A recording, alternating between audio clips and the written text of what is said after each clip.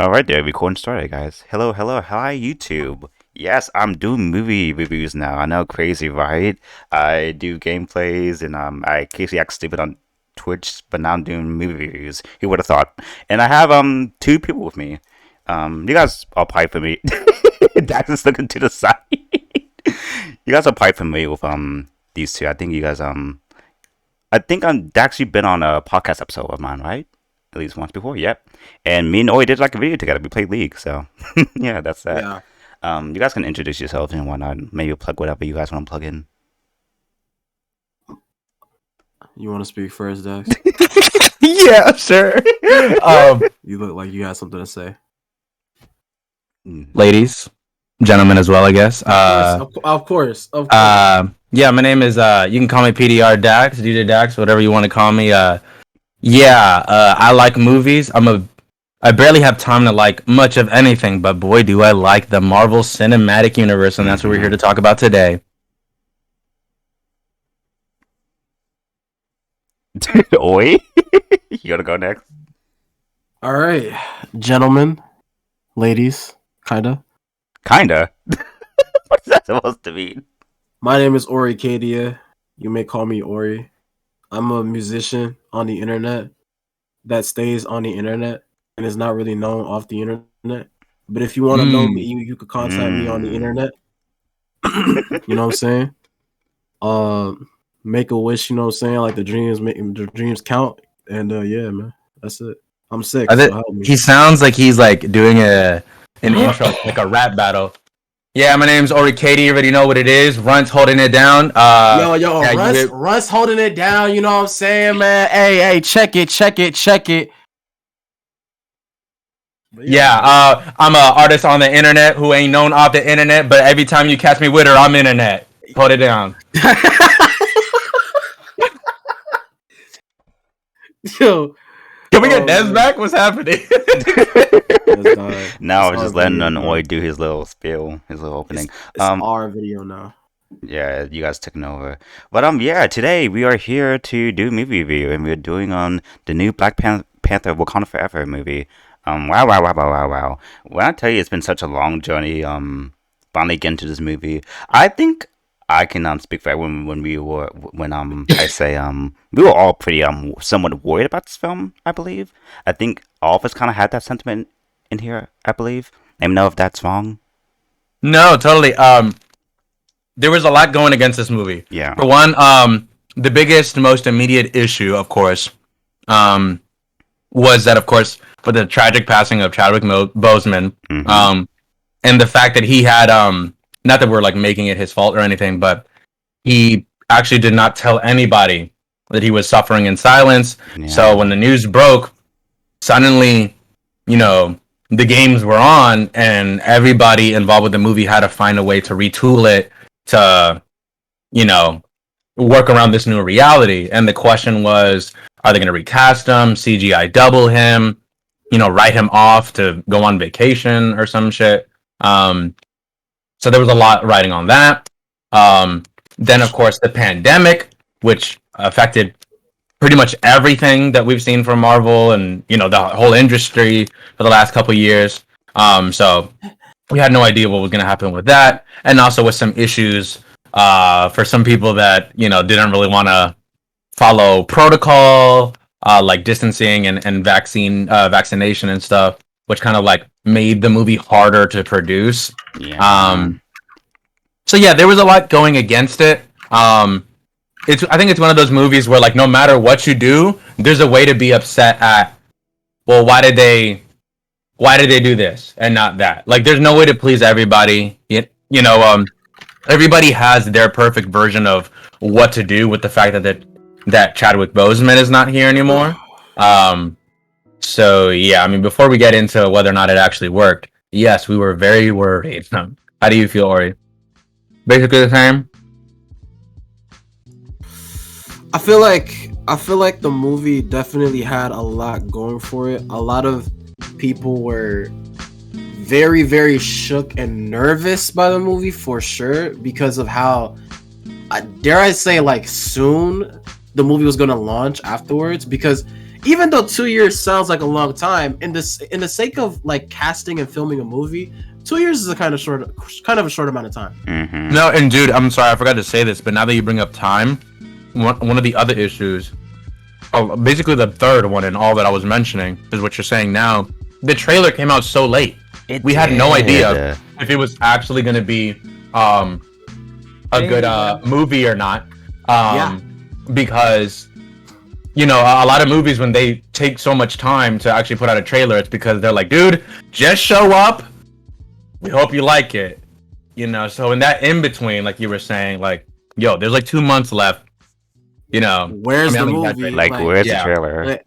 So I think the direction with how they went towards with the marketing movie was actually kind of smart, if anything, because they were riding off of the anxiety of millions and thought, okay, this movie, no matter what, is going to be a deer in headlights because nobody knows what's going to happen. We might as well let people theorize, think of their own expectations, have their expectations, and then drop the trailer out of the blue and see what happens.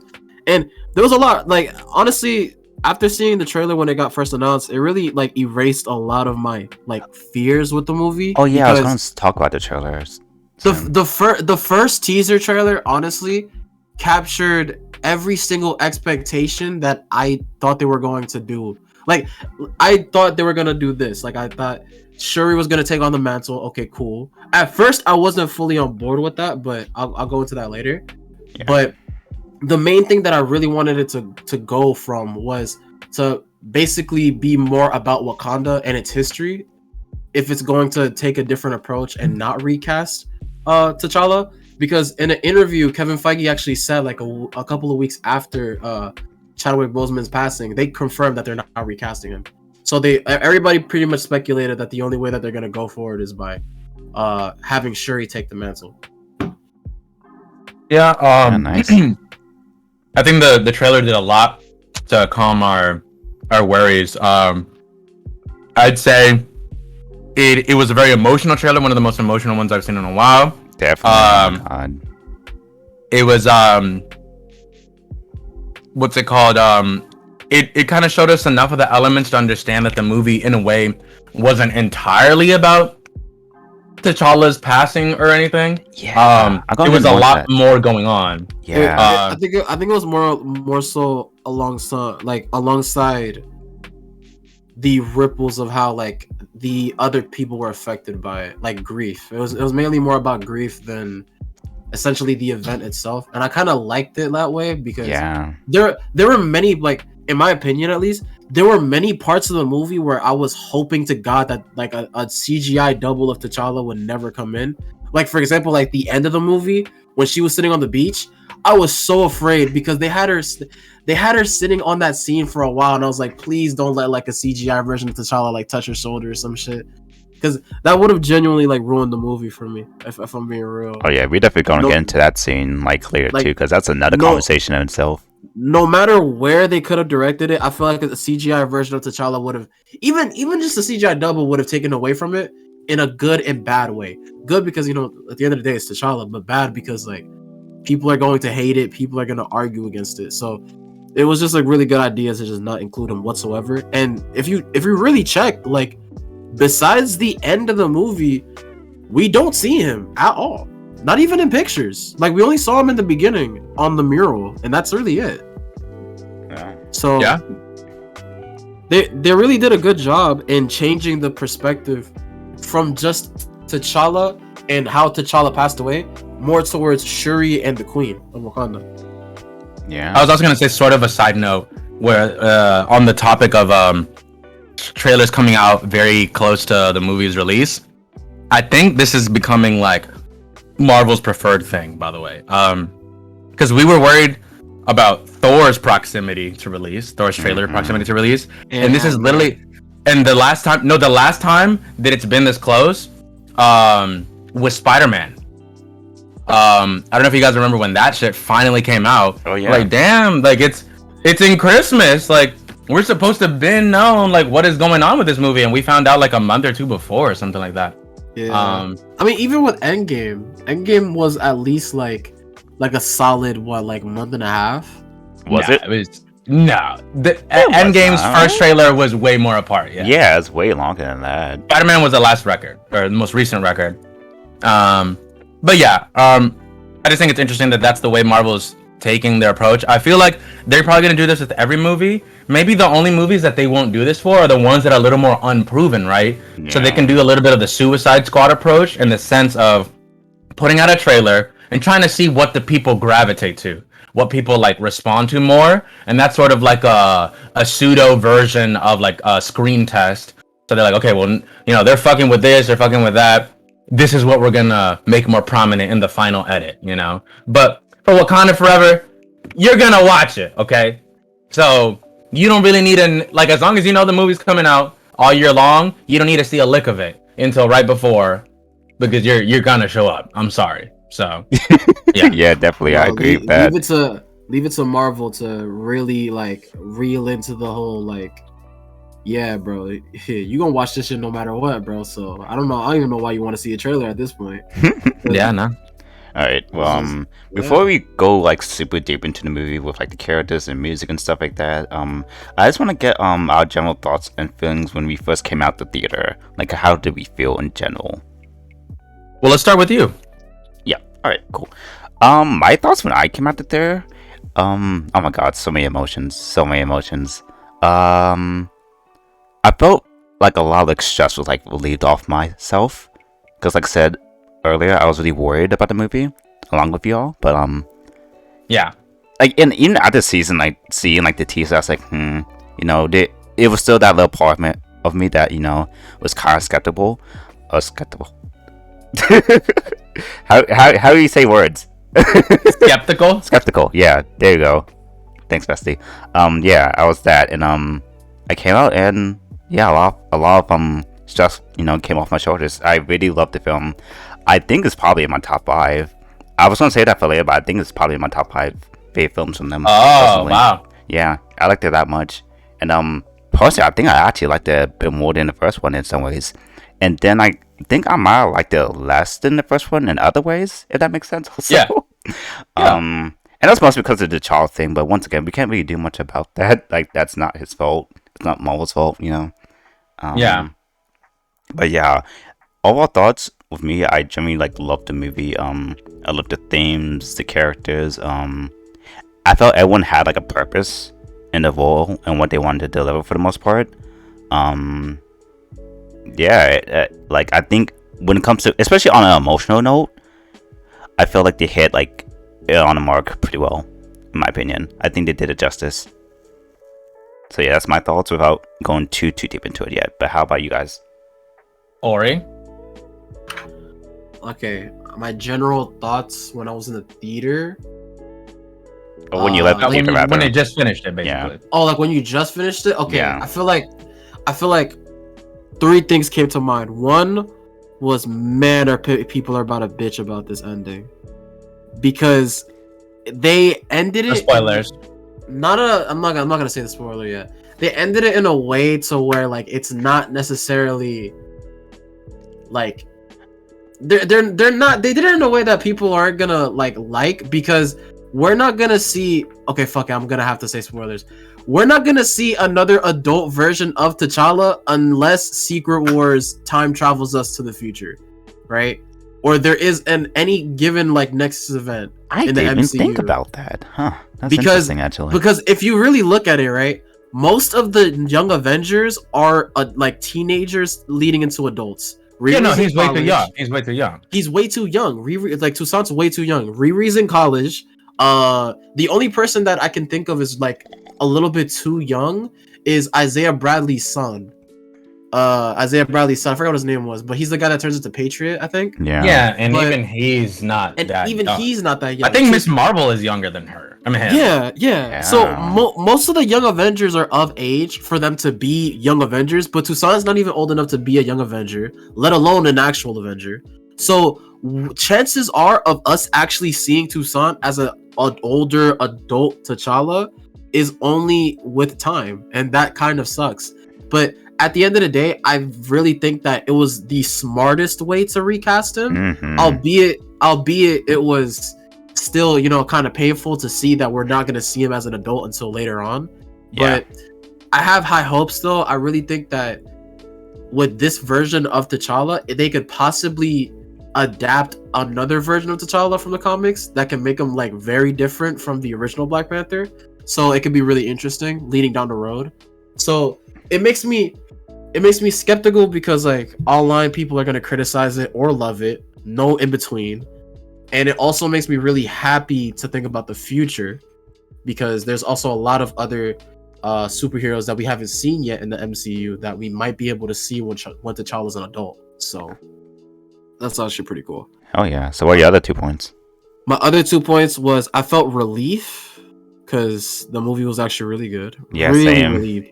Also, the movie was long as hell. Sure It was like what, like 2 hours and 45 minutes, right? Almost like, 3. It was close to 3. Yeah, It was getting close like to that. the movie was super long, and it really felt like I was just reading through a very long book that was just coming to a close. Shut up, Dax! Don't look at me like that. It felt like I was reading like a very, very long book, but at the end of the day, I felt really relieved. Like it was a really good experience. And the third, I'd say, the third was comfort. I think it was really comfort. Oh, I like that one. That's cute. I was comfortable the entire movie until Yeah. like the last fight, but I'll talk about that a little bit later. I'd say yeah. General thoughts. I obviously loved it. I kind of want to respond to something Ori was saying a bit ago. Okay. In that I didn't really feel that the T'Challa son reveal was one that important or two supposed to be important, to be honest. I almost kind of wonder why they felt the need to do that. And I don't see it as a negative, but it almost feels like just like an extra detail, like something that happens to be true, but like he might not even be anything. I think like he might not become a superhero. He just had a son, and like they just wrote that in there in terms of like a lasting testament to the legacy T'Challa had, and, you know, like proof that like they in fact them and him and Nakia did in fact love each other, and it was to that extent. So in a way, it's like, you know, even though he's not here, we see that he was here through his son. I feel like that's what that was for. But I'm not even really pressed about like how he's gonna take up the mantle at any point. I'm sure they could take advantage of that, but I feel like I'm very concerned. I'm very focused on what the movie gave us now, like what we're dealing with as a result of what just happened. And like I am fully on board, fully signed up for Shuri as Black Panther, and that is worth mentioning because that is not how I went into this movie. I did not super believe in her, mainly because through how she was written in Black Panther 1, she wasn't like a weak character, like not well written, but just not written in the way that she seemed like the leader type. Like she didn't seem like the Black Panther type. She was very much almost a degree away from guy in the chair. So for them to like sell me on that idea, and for her to really rise up and like step into the shoes of not T'Challa's shoes, right? T'Challa's role, but the Black Panther role. She is in her own way a Black Panther, and like I like that I'm sold on that. There's plenty other things about the movie that I kind of took away generally like enjoying, like I had positive remarks on. Like, I mean, the score was incredible. Visual effects are pretty good as well. Our antagonist, I mean, the writing, the whole plot was pretty great. It was so good. Oh my god. And there is something I'm gonna bring up hopefully later on. I don't know if I want to like preach just yet, but there's a lot of good shit. But I think the biggest thing for me was like, wow, my main doubt going in was like answered, and I'm good. Shuri is the Black Panther. Yep. Like I'm almost not even super worried about, well, what about T'Challa or what about his son? It's like, nah, she's our Black Panther right now. Yeah, she's cool. And actually, on that note, we're gonna go to the character section. So, of course, I'm gonna have every character, else we'll be gonna be here for like a while. But I did want to at least touch on the main cast because, my God, I have no idea how they must have felt while acting through this movie, like, because like all of them in some way was like touched by T'Challa, or rather Chadwick. And but see, but that's another thing I want to mention, like, in the review though, because like it kind of works both ways, which is why I kind of said like that. Like you kind of watch the movie and like, oh yeah, these are these characters like grieving about, the loss of their king, but like, damn, it almost doesn't feel like acting, because like, no, that's just them, how they feel about, like, Chadwick. About so, Chadwick, like, yeah. So that's why I kind of like said like that, Dax. But yeah, first character. Let's start with Shuri. How do you guys felt about Shuri? We always were kind of like talking about her, but how do you guys felt? And I think I'm gonna go first. Okay. If that's okay. Yeah. Cool. Wow. I kind of agree. Like, she is a Black Panther. Like, she oh my god, she acted her ass off in this film. First of all, let's talk about how like they just pushed into it, like with no hesitation, no warning, straight into the lab. Open. My god, oh my god, her acting and her mother's acting, Queen Wakanda, Angela Bassett, yeah, amazing. Like they really didn't give us no chance to breathe at all. Like right into it, straight right into it. Shuri did like Letitia Wright did like a really amazing job. She really proved herself. Like I said, you kind of said this earlier, Ashley Dax, in like the spoiler chat, and I was so happy and I wanted to save it. But you mentioned Civil War. I was like, yes, Dax, yes. That's I'm the glad, thing I'm holding on to now. Yes, I'm glad I'm not the only one who thought about that. How like her and like T'Challa's story back in Civil War kind of mirror each other now. And then with the Killmonger shit earlier. I mean, not earlier. I mean, later in the film, that cemented that. I was like, wow, that's good writing. That's good writing. Yeah. That's amazing. But no, like, I like how she had so much agency, and like she really took like the mantle of being like our main like protagonist basically of the movie. And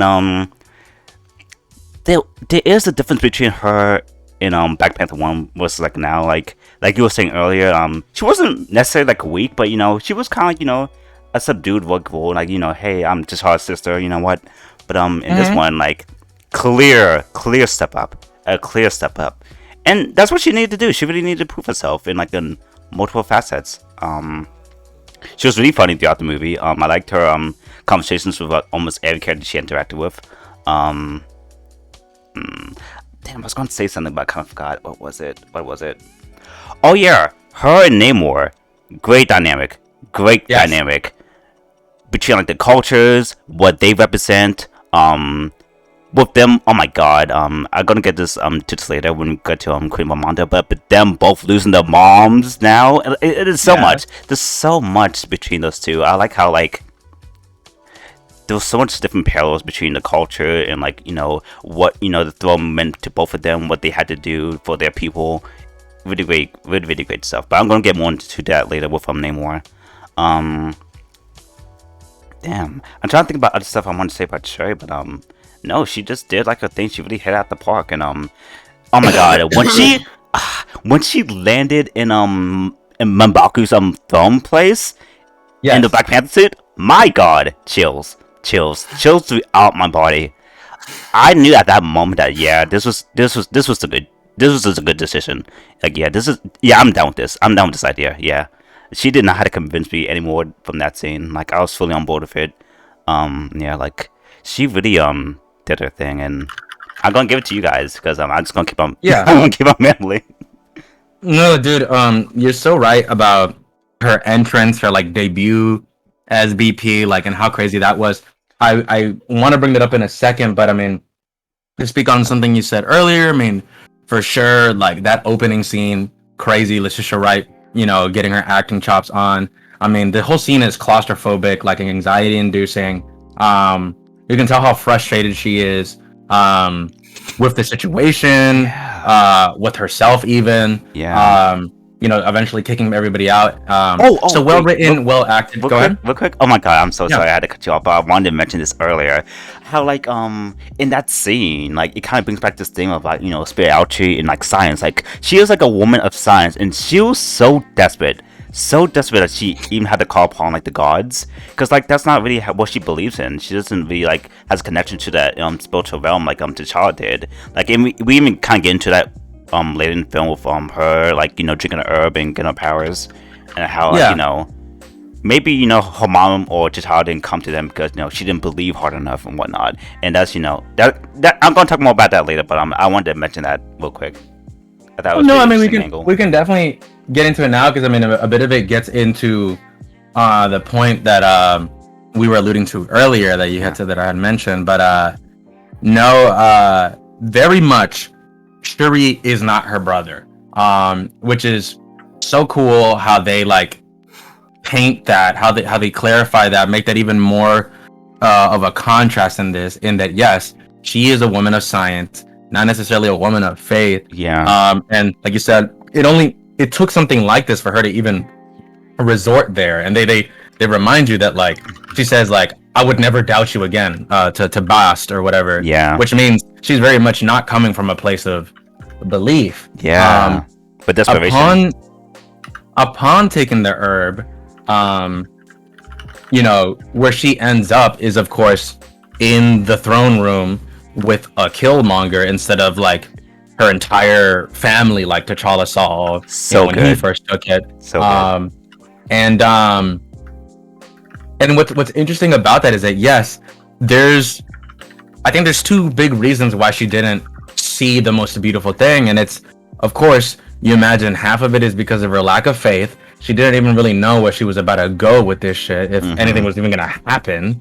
And two, the revenge she carried in her heart, and that's like the big thing I connect to T'Challa's arc. The fact that Marvel has given us a peek at what would have happened if T'Challa in Civil War actually went the dark route. Yeah. If he was, successfully hampered down, consumed by revenge, as he says in the end of Civil War. We get the closest peek to that through Shuri, someone who really, wasn't interested in throne, when it wasn't interested in being Black Panther, but stepped up nonetheless, motivated ultimately, mainly by revenge, by like an unsettled pain she had that she didn't know what to do with. And the best thing she could think was to basically lash out back at the world and whoever, did anything against her. So it's interesting that those things are the things that put her in front of someone that shared that exact, sentiment, that exact angle through Killmonger. Yeah. So, and what that does too is that upon watching Black Panther 1 again, you realize that T'Challa and Killmonger, if Shuri and Killmonger are so alike, are T'Challa and Killmonger that different? Yeah. And like the thing that makes T'Challa different are the things we saw him, how he dealt with grief in Civil War. So I think the entire Black Panther, like kind of like, let's say series or IP within the MCU at this point is permeated in grief. It's about grief, because the only thing that makes T'Challa Black Panther is the fact that his father passes. And now, no one wants to take advantage of a real death, but in the aftermath of that, writing around that with the T'Challa in universe dying, you have given another person within that Black Panther universe the chance to deal with that all over again. And Shuri handles it, I'm not gonna say with flying colors, because clearly she gets a little tormented by it, but how they show her going through that is just crazy. Like her mindset, going from like denial to rage to like finally acceptance, like it's great. I'm entirely here for it.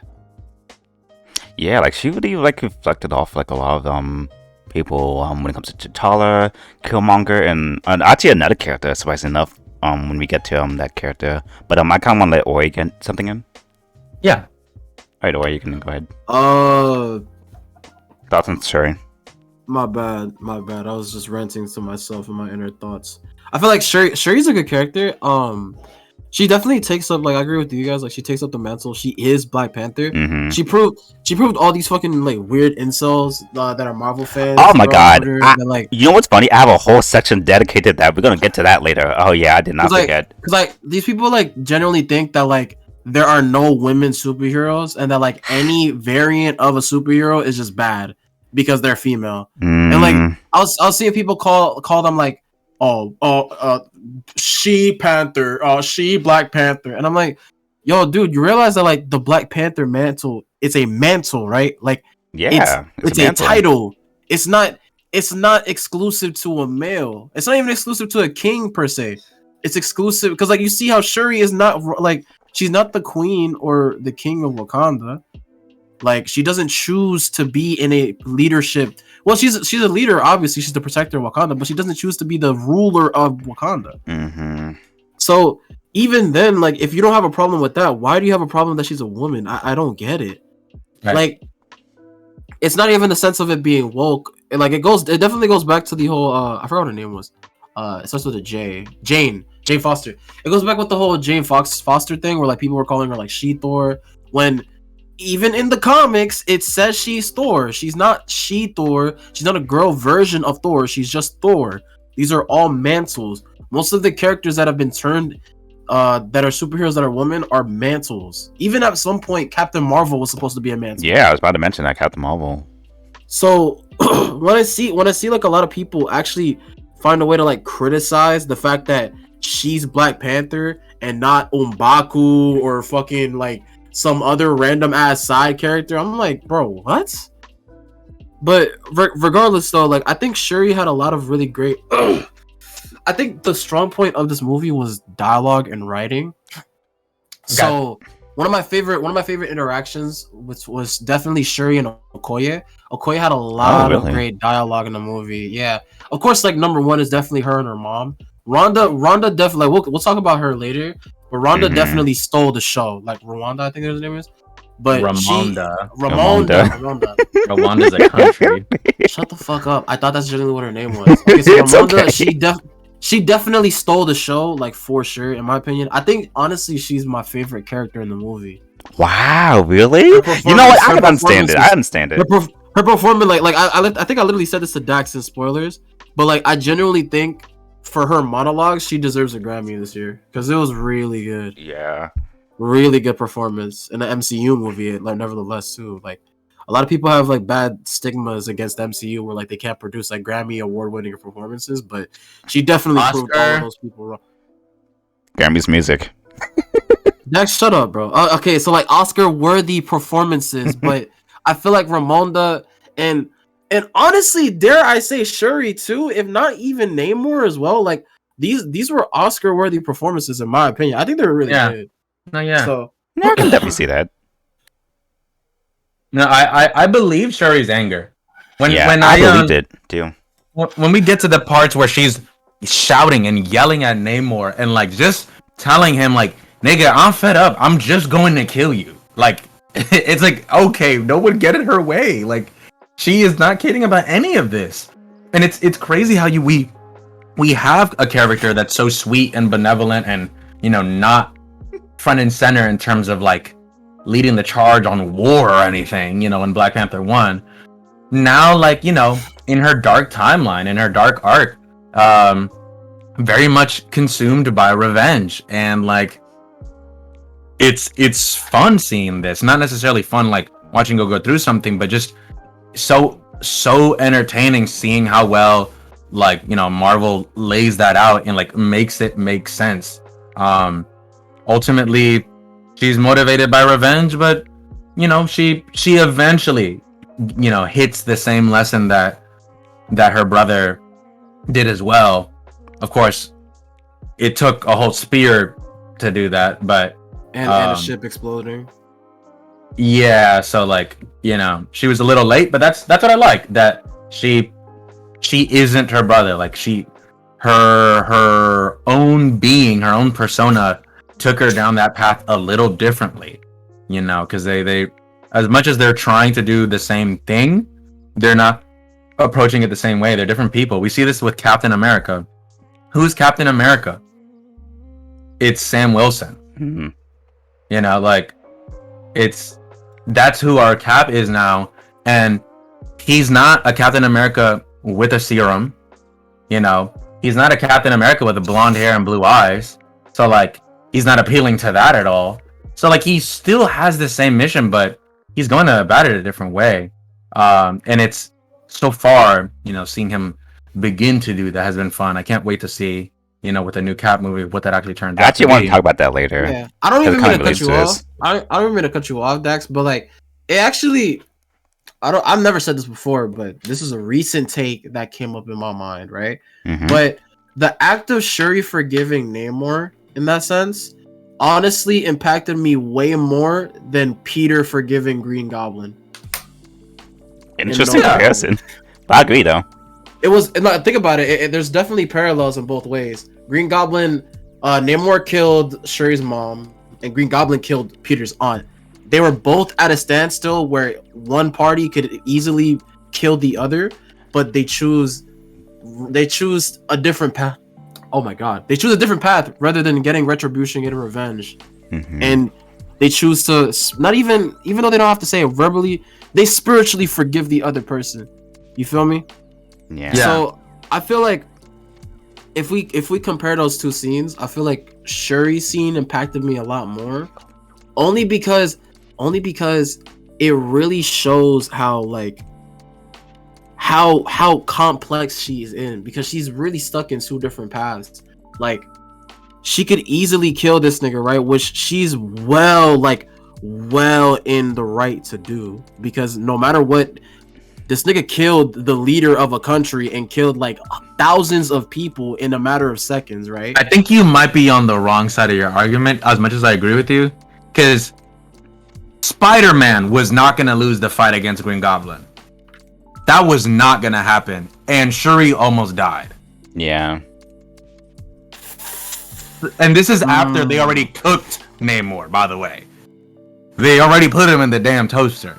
No, yeah, because she got stabbed by the spear. Yeah. Oh yeah. So Also, like, I still agree with you that it's like crazy that she even was able to do that, but I don't know if this was like an act of like she easily could have, especially given how easily Spider-Man wasn't on the end of his rope when he was fighting Green Goblin. He just decided like, yeah, he just decided. But the reason why, because it's not even like the end of the rope though. Shuri literally like let's be real, right?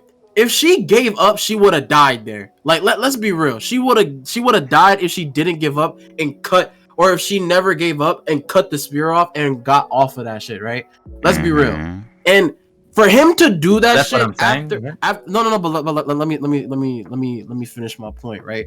Is that you see how this, like, he's basically at his whims and it's you or me type shit, and he will choose to kill you no matter what. I feel like Peter not experiencing that kind of made me lean towards Shuri a lot more in terms of impact, because I think that's where the fight. That's where your best point is. Don't make it about this power scaling thing, because I think for some reason you just said what I said, which was that she was gonna die, which is correct, yes. So this isn't about a like she was so merciful over Namor despite her power. She was going to die. Like in a weird way, like she got lucky that when he wasn't looking, she got on the other side of him and then exploded something on him rather. So that wasn't, she's like smart for that, you know? But like she was close to death. Meanwhile, Peter had like a scar on his face. Bro, he had a scratch on his kneecap. Yeah. He wasn't about to die. He was the one in position to kill him and just didn't. But that being said, what makes you right about this is that, yeah, Peter doesn't have that connection to the villain for two reasons. And I think the most important one is that that's not even his Green Goblin. That Green Goblin doesn't even necessarily have beef with him. Yeah, it's a like, different Peter's one. just in the way. Namor is Shuri's Namor. Like they just had a whole movie like basically bumping heads. So the fact that he happens to also share the mother wound with her, yeah, I'm not surprised that you think that exchange was more heartwarming or, you know, emotional or whatever. Yeah, I can definitely understand both of you guys some points. Sure. Yeah, it's just same scene. Like it's basically the same scene, but the lead up towards those scenes is what makes it hit different on both Yeah. sides. That's the reason why. Definitely. But yeah, like if I were to talk about like other characters, I feel like Nakia had a great performance too. I Oh, think actually, Nakia I was great. about to say I wanted to talk about Namor next. Oh, okay. Yeah. Because which is kind of funny because we kind of mentioned him somewhat already. But yeah. I think I'm gonna start with Namor. Um, Probably one of the best villains. I would say. I'm very confident in that. I had like a couple of weeks to think about it, or days, but nope. I think I'm confident he's probably one of the best villains that the MCU has to offer, and that's saying like a lot. Um, this wow, the moment that like he like came on that beach with like where Shuri and Wakanda was, he like ducked his head out of the water. I was like, oh my god, this guy's intimidating. Like he means business.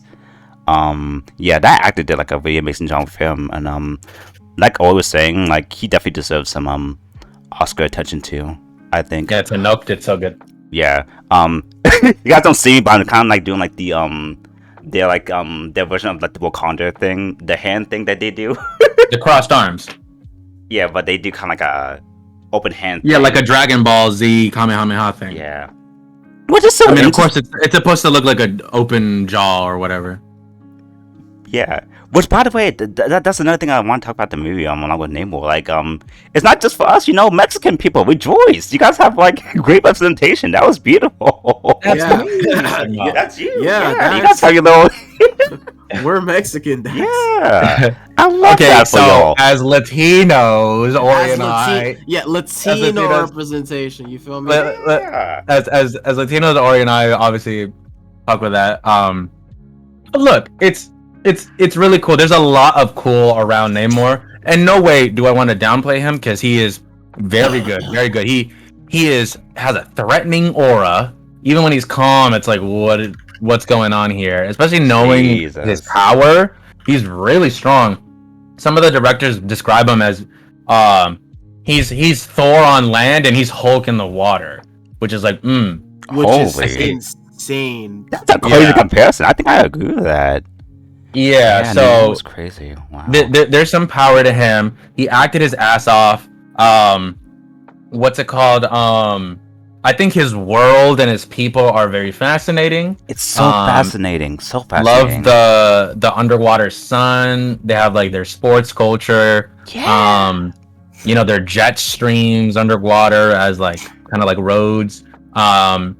I don't know about you guys, but for a moment in this movie, I thought I might have gone to the wrong showing and might have like stumbled into some like horror movie that just, you know, came out or some shit. Yeah. That boat scene was at the beginning of the movie was so frightening. It like was. so tense. Like I had no idea what was going on. I actually wanted And- to mention that really quick. I'm sorry to cut you off. I'm so Uh-huh. sorry. You can continue.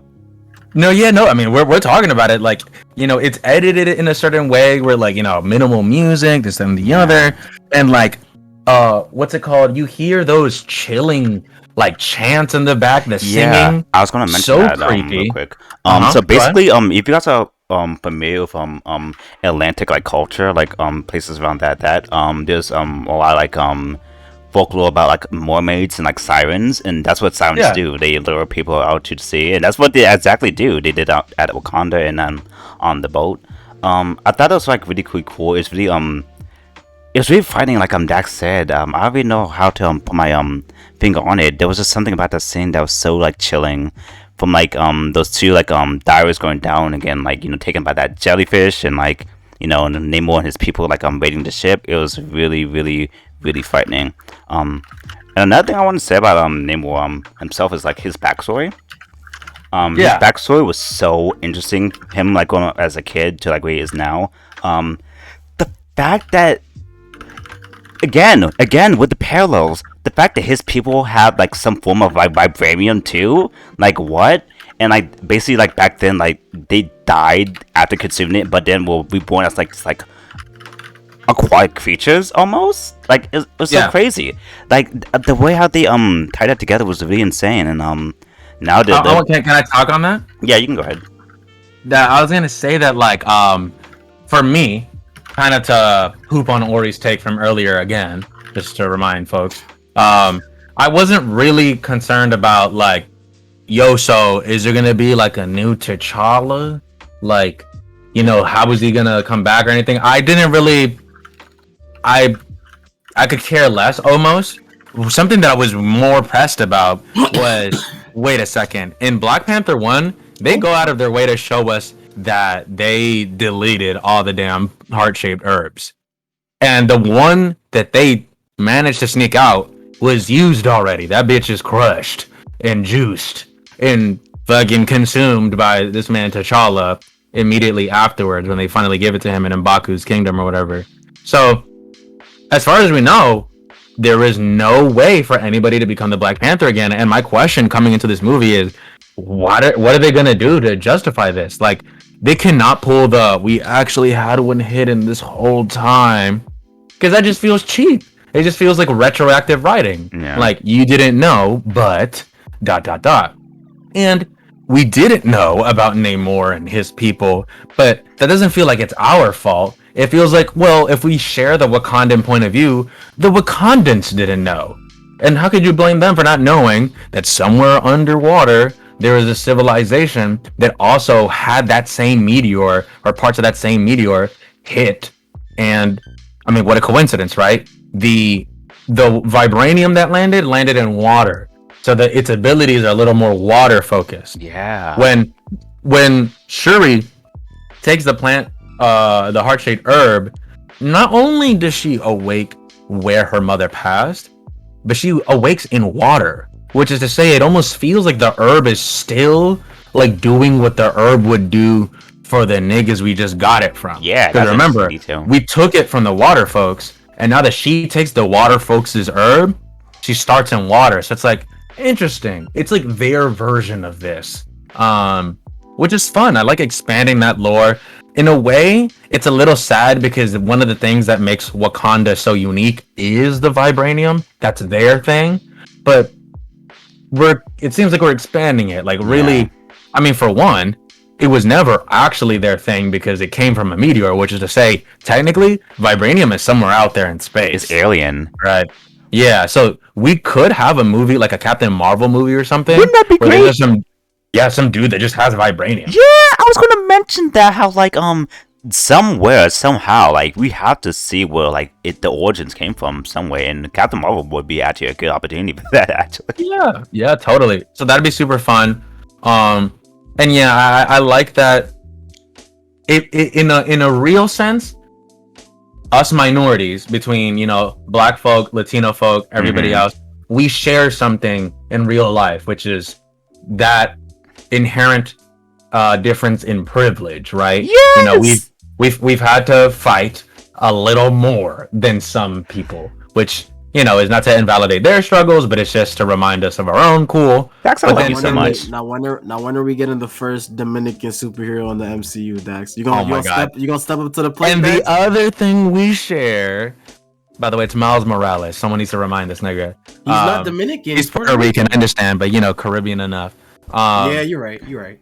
But the second thing that they share in the movie is that the vibranium ties them. Like, in a way, they do have the same powers. How do we get all these powers to the rest of the Wakandan civilization? But whatever. I love Namor. I love his world. Obviously the obvious shit, like when the water people have to get on land and they don't have Namor's powers, they have to use the mask. Yeah. Boring distinction, and then I'll pass the rock. But he mentions he's a mutant. I feel like most people, including myself, or maybe I'm just a dumbass, most people, including myself, would assume that the reason he says that is because he has powers. That's it. Which is like kind of, yes, that's kind of what he means by that. But I think the distinction here that needs to be made is that he doesn't have powers like the other folks have powers in his own shit. Because if that were the case, why is it that he's the only dude going around with wings on his feet and without the blue skin situation? Now, mind you, there's a couple things that set them apart. Like, for example, he is at least one of the individuals that was given the herb while he was still in the womb. Does that change everything? I'm not sure, but it might have done something. But the fact that he mentions he's a mutant, I wonder if what the MCU is trying to tell us is that he was a mutant before the herb. Like, Yeah, I almost thought that like too. what like Wanda, you know, she the stone, I almost said the crystal. The stones opened her powers up, but she was already somebody with hex abilities. So like, I wonder if Namor was always gonna have wings on his feet, but wasn't always gonna be able to breathe underwater, or Yeah, who knows what. yeah, like you know? he wasn't like that proficient in the water. Actually, I kind of disagree because I don't think I think yeah, like he was a mutant. He was like always supposed to have like wings on his feet pretty much, and then the blue herb made him like that. But I don't think the offspring of all those Mesopotamian people actually took the herb either. Like they're just all like they all were born like that hereditarily. And Namor was the only one that actually had the herb like affect him that way because he was the only person that was born through the herb and also the mutation.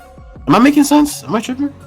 Well, I feel like what your point is, if we use less words, So to be you like, see like you see he like how wa- the mom you're saying we know, or like the truth is that Namor was the only person in utero yeah while like, receiving the herb, pretty much because or in the womb. if you see for everyone else like we don't get those glimpses and it kind of makes sense too because he's the only person that's light skinned there.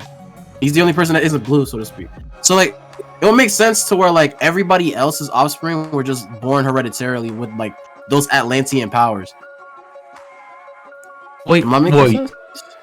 yes, but I mean, I think you're just again pointing out that he was in the womb, which is correct. You're literally not lying that he had it when he was in the womb. I guess what I'm wondering is, what is the basis of the difference in his powers? Oh, Is okay. all, is all the basis difference just that he was in the womb? Because like, what makes that more special? Like, I understand what makes that more special than being the son of someone that got the powers, right? Because Yeah. you got whatever was passed to you. But like, isn't it almost a little more indirect to receive the herb through your mom? Like, shouldn't your mom have fucking wings coming out of her back? You know, given that she's the junk that sipped that shit, you know? So, like, Yeah. that's why I'm saying I feel like the pregnancy thing isn't the center of why he has that difference. It's almost because he was a mutant that, like, he got what everybody else got and some. Yeah. You know, because he's already sort of not directly in the way of, like, the powers. His mom was the most direct.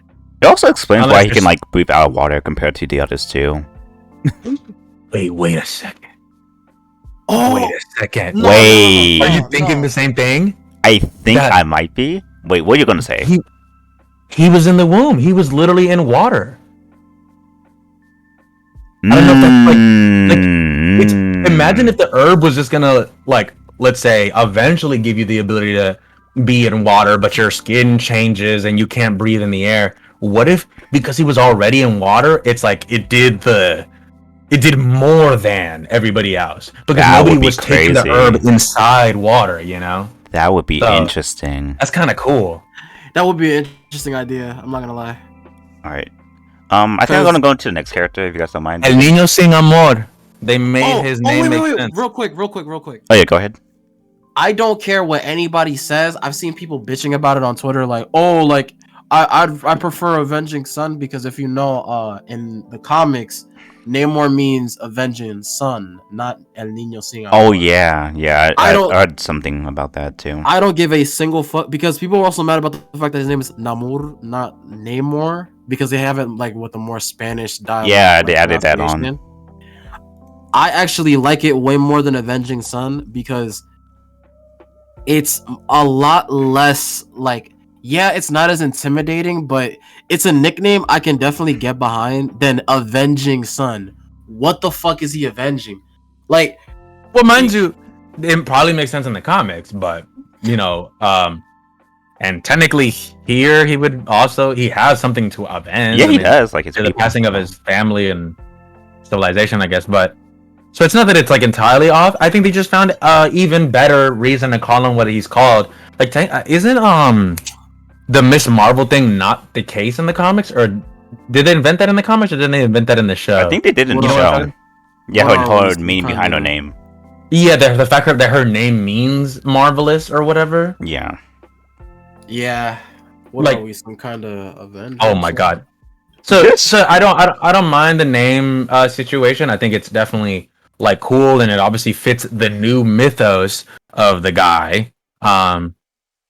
Yeah, whatever. I mean, honestly, in a way, I do kind of get people in that like the character was supposed to be like a specific, like he comes from a place on Earth. Like he's not supposed to be specifically Mexican. He has like Roman, like European, like whatever the hell's. Yeah. But I think this is inspired enough, and honestly, Yeah, it's definitely. like way more. It's just way more interesting. I like the idea that some shit was happening in South America too. So Definitely. or I mean- America, Central America, whatever. I mean, isn't it technically Mesopotamian and what's it called? Mesopotamian and the Mexican heritage, because he was born before Mexico was created as a country, but he Mhm. was on that soil. So isn't he just like technically just like a native? Guys, I mean- we're gonna ignore the fact that he said Mesopotamia, which is in fact in the Middle East. Shut the fuck. Wait, hold on. Hold on. Wait, He wait, means wait. Mayan and Aztec, guys. It's not mine and In Aztec. Inca. It's called Mesoamerican. Mesoamerican. My bad. Yeah, Mesopotamia is not that. Anyway, Oh yeah, I'm gonna get you guys some closing thoughts out for Namor, so we can move on to the next character. I'm a everybody's talking about his thighs. I don't know why. Oh, and they're editing out his penis because it's apparently too big. Bro, that shit was ah. Also, another thing, Marvel, stop making your villain so hot. Anyway, next character. What's the next character? Oh yeah, next character, Wakanda. Okay, I'm gonna start this one because I have a lot to say about her. Because my God, I mean, I can say the obvious thing. She also acted her ass off. We all know about that. Deserves every Oscar ever. But no, like. Wow. I'm trying not to like cry. Oh man. Yeah, I try not to like cry because like if you guys told me that not only they will have to take T'Challa away from us, but only her, but also her, I wouldn't believe you. Like the fact that they kept that so secret and they just hit us with. I'm like, I'm trying not to cry. Jesus, like that scene was so depressing, and it's so crazy because like she gave like the whole speech about like I'm the queen of Wakanda. I gave up everything, and then that's mailed on to like Shuri. She really now she's lost everything. Now Shuri lost everything. She has given up everything, like from her father, her brother, and now her mother, which I did not expect. Like Mind Cooler and like Marvel, like you guys are something else. So dropping that bomb on us like that. Oh my god! But no, she did amazing. The very first scene at the what was it, the UNN or something like that, or something along those lines. The United Nations. Yeah, United Nations, yeah, was pretty nice. When she brought up those was it the French people who decided to raid? Alright. Yeah, the French people who decided to raid their factories they have housing the vibranium and the resources. Which is also like another thing about this, the political theories of it all, and like it kind of like meshing together stuff from the real world that we know, like people like from all across the world, like they ship different like minerals and like material like salt or like wool and stuff like that, and people want it all. And I like how in this film they kind of did that with like vibranium and like how people want that and want to use it for mass destruction, like wars and stuff like that. And it's like, no, you guys are not going to take this. It's not because we don't want to share because of the reason you guys are saying. We're not sharing it because we know that our shit's going to go to hell.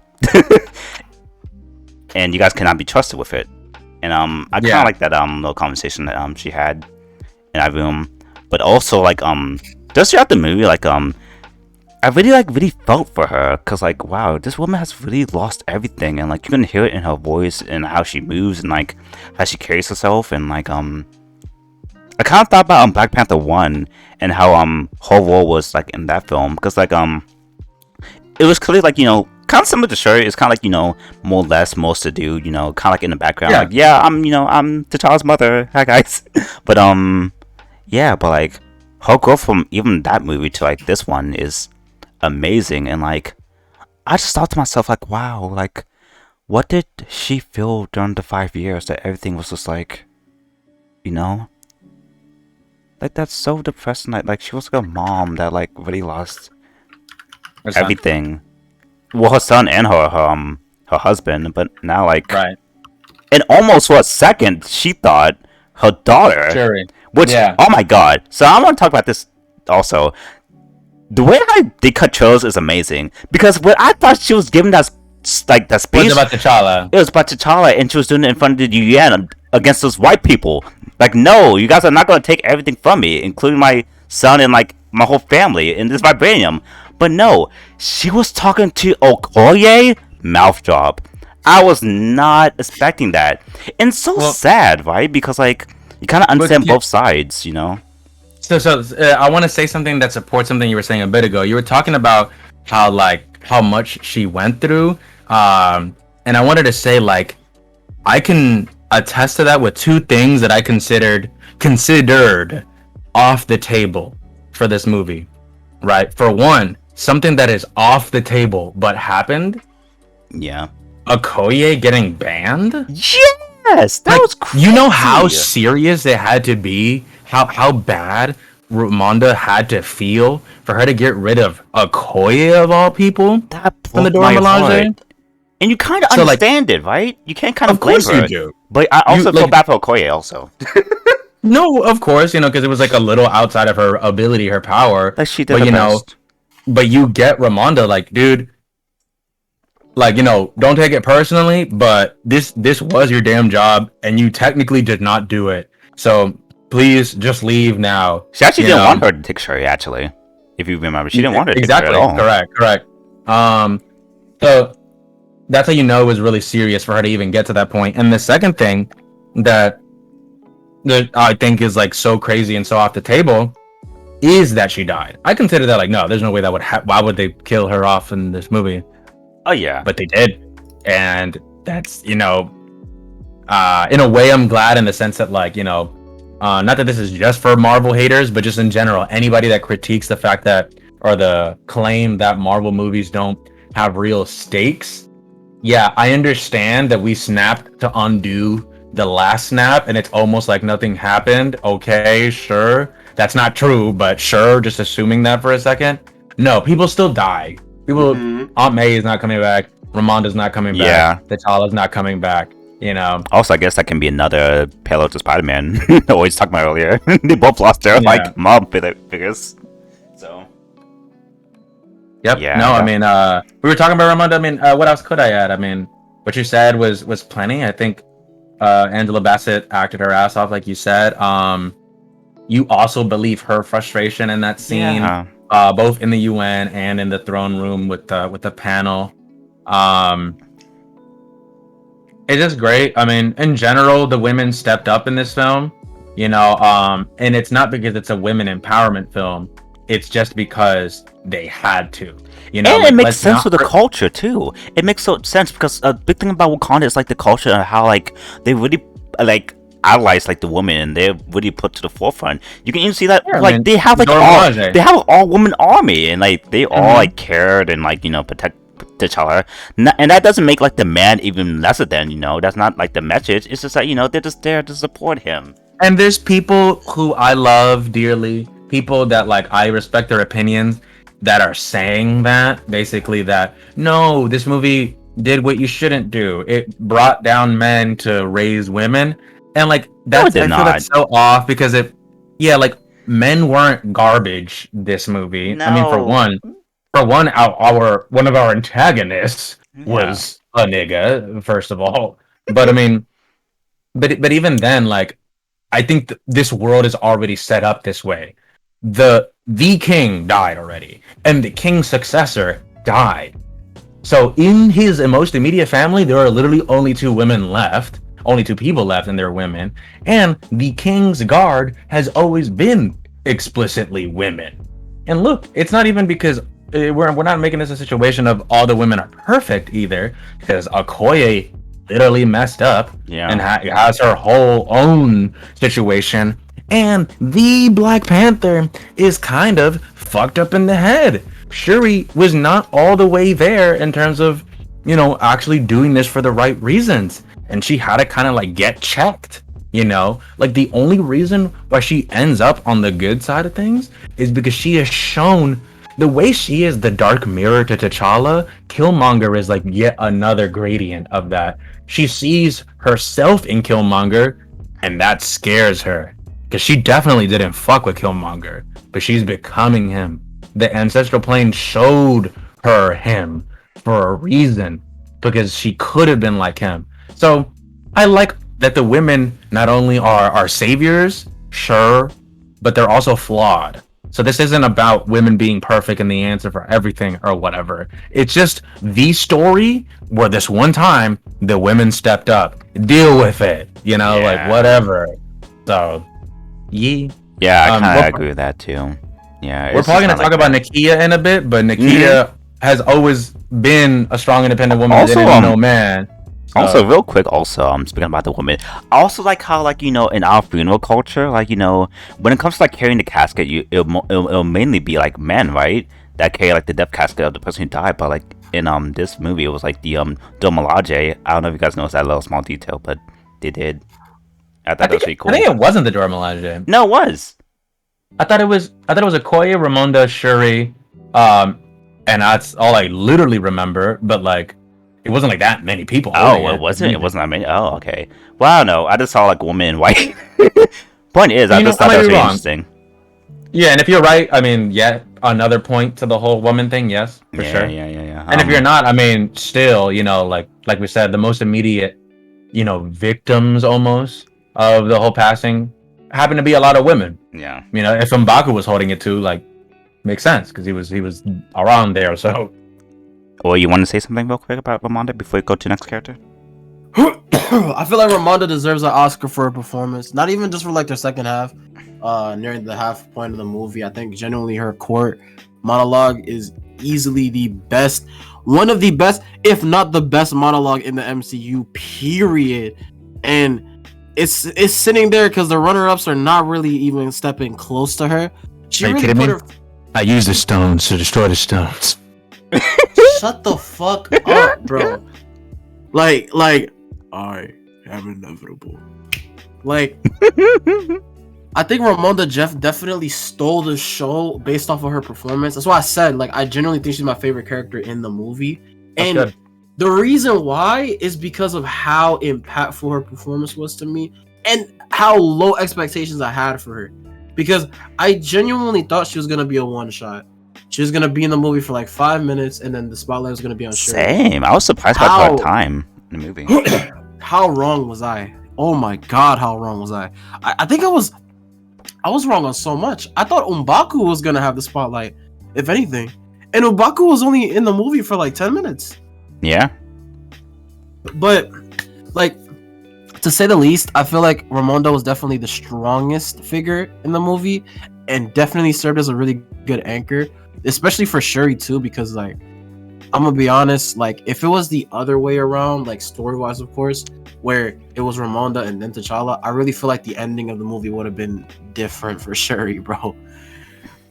Because, man, was her dialogue so good. Like, the show them what you are line was amazing. I think yes, one of my favorite lines. And also, she said something to Shuri on the beach right before Namor appeared, when they were burning the white clothes, and how, like, when you burn your funeral attire, like, it makes you remember, like, those that departed. And honestly, I hated the fact that Shuri said that that's a figment of your imagination, pretty much. But dude, it was very strong.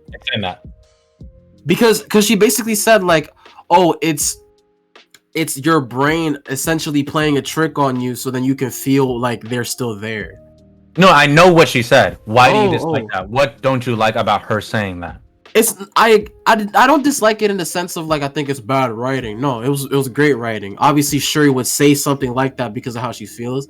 But I hate that she said that in response to what her mom was saying, because it really felt like when my mom, for example, is giving me wisdom, and I'm just like immediately just rejecting it. So you relate to it? And I'm Okay, so yeah, like I relate to that a lot. You thought like it was a little rude, is what you're saying? Yeah, like it felt like, damn, man. Like she's over here trying to give you some game, and you're disregarding it, man. Like, Well, to be fair though, I can relate to Shuri a little bit in that like, you can be telling me about the flying spaghetti monster in the sky and how much it means to you, but if I don't think the flying spaghetti monster is real, you know, if you ask me something about it, I'm gonna be like, well, I think that nigga is not real.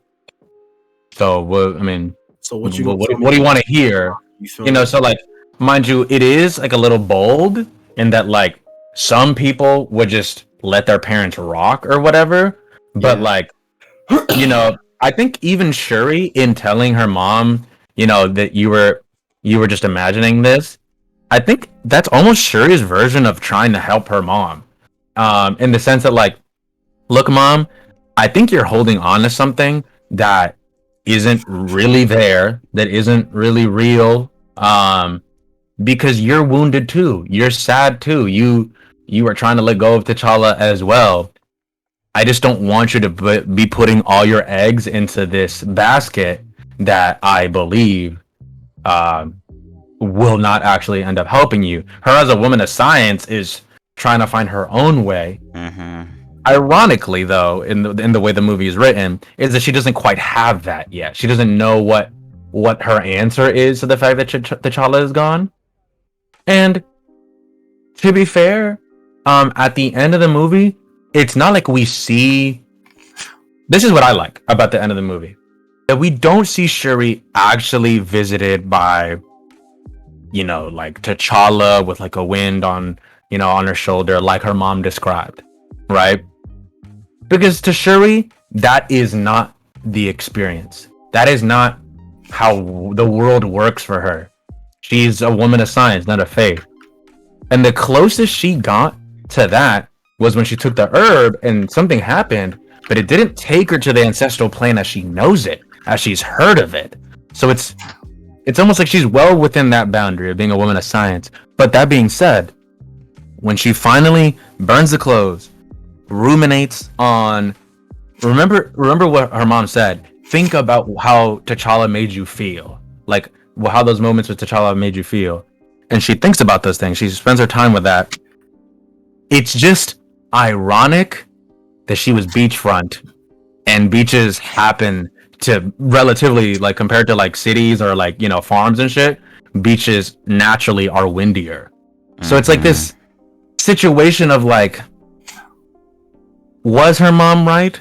Was her mom not right? We kind of don't know, but they do give us that ambiguous, almost Inception level top still spinning moment of like, you know, maybe it wasn't T'Challa visiting her like her mom claims, but there was a lot of wind around.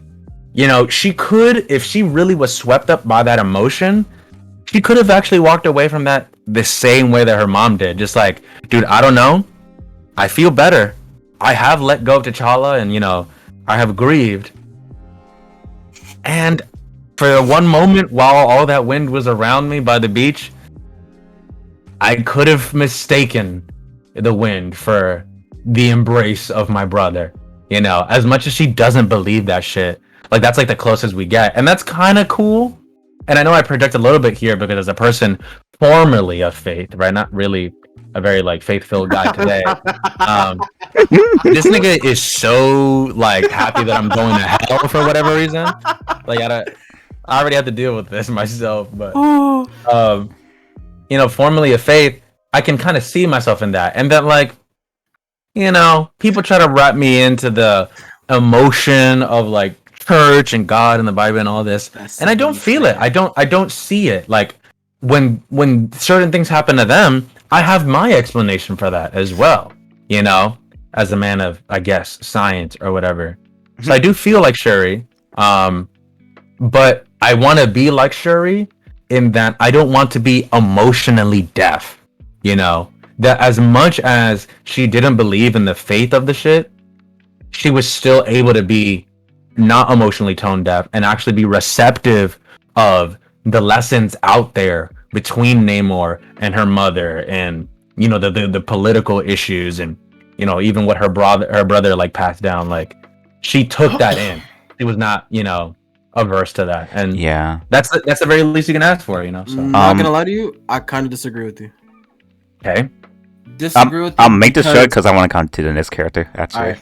I interpreted the ending relatively differently. I don't think she's more so expecting the wind to embrace her.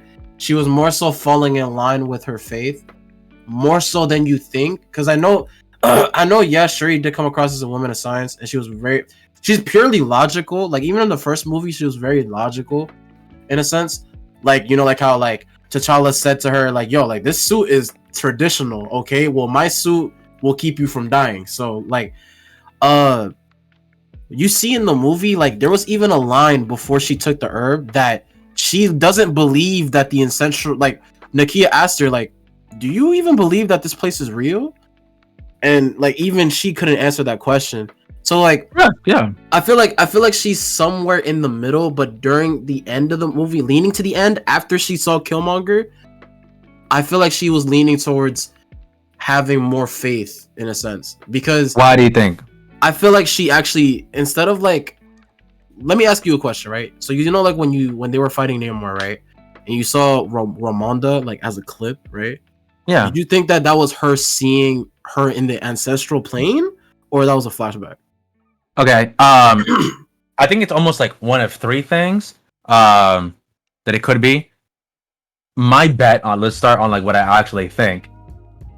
My bet really is that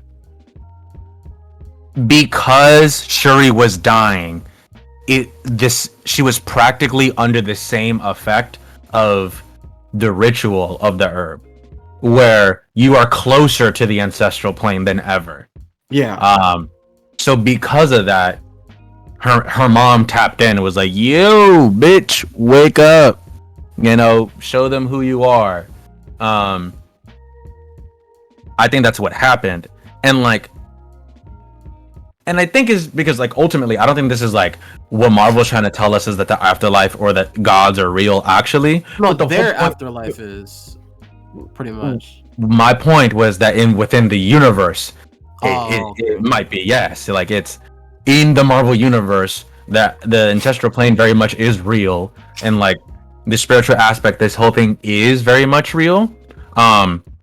But that doesn't mean that Shuri believes in that necessarily, or even like the deities behind it. Because guess what? She can even explain all this as, when you take drugs and you see things. People take drugs all the time and say they see God. That is literally not like exempt from the same like critique. So like Shuri doesn't have to necessarily believe the ancestral plane, but what she cannot deny is that she literally saw that shit.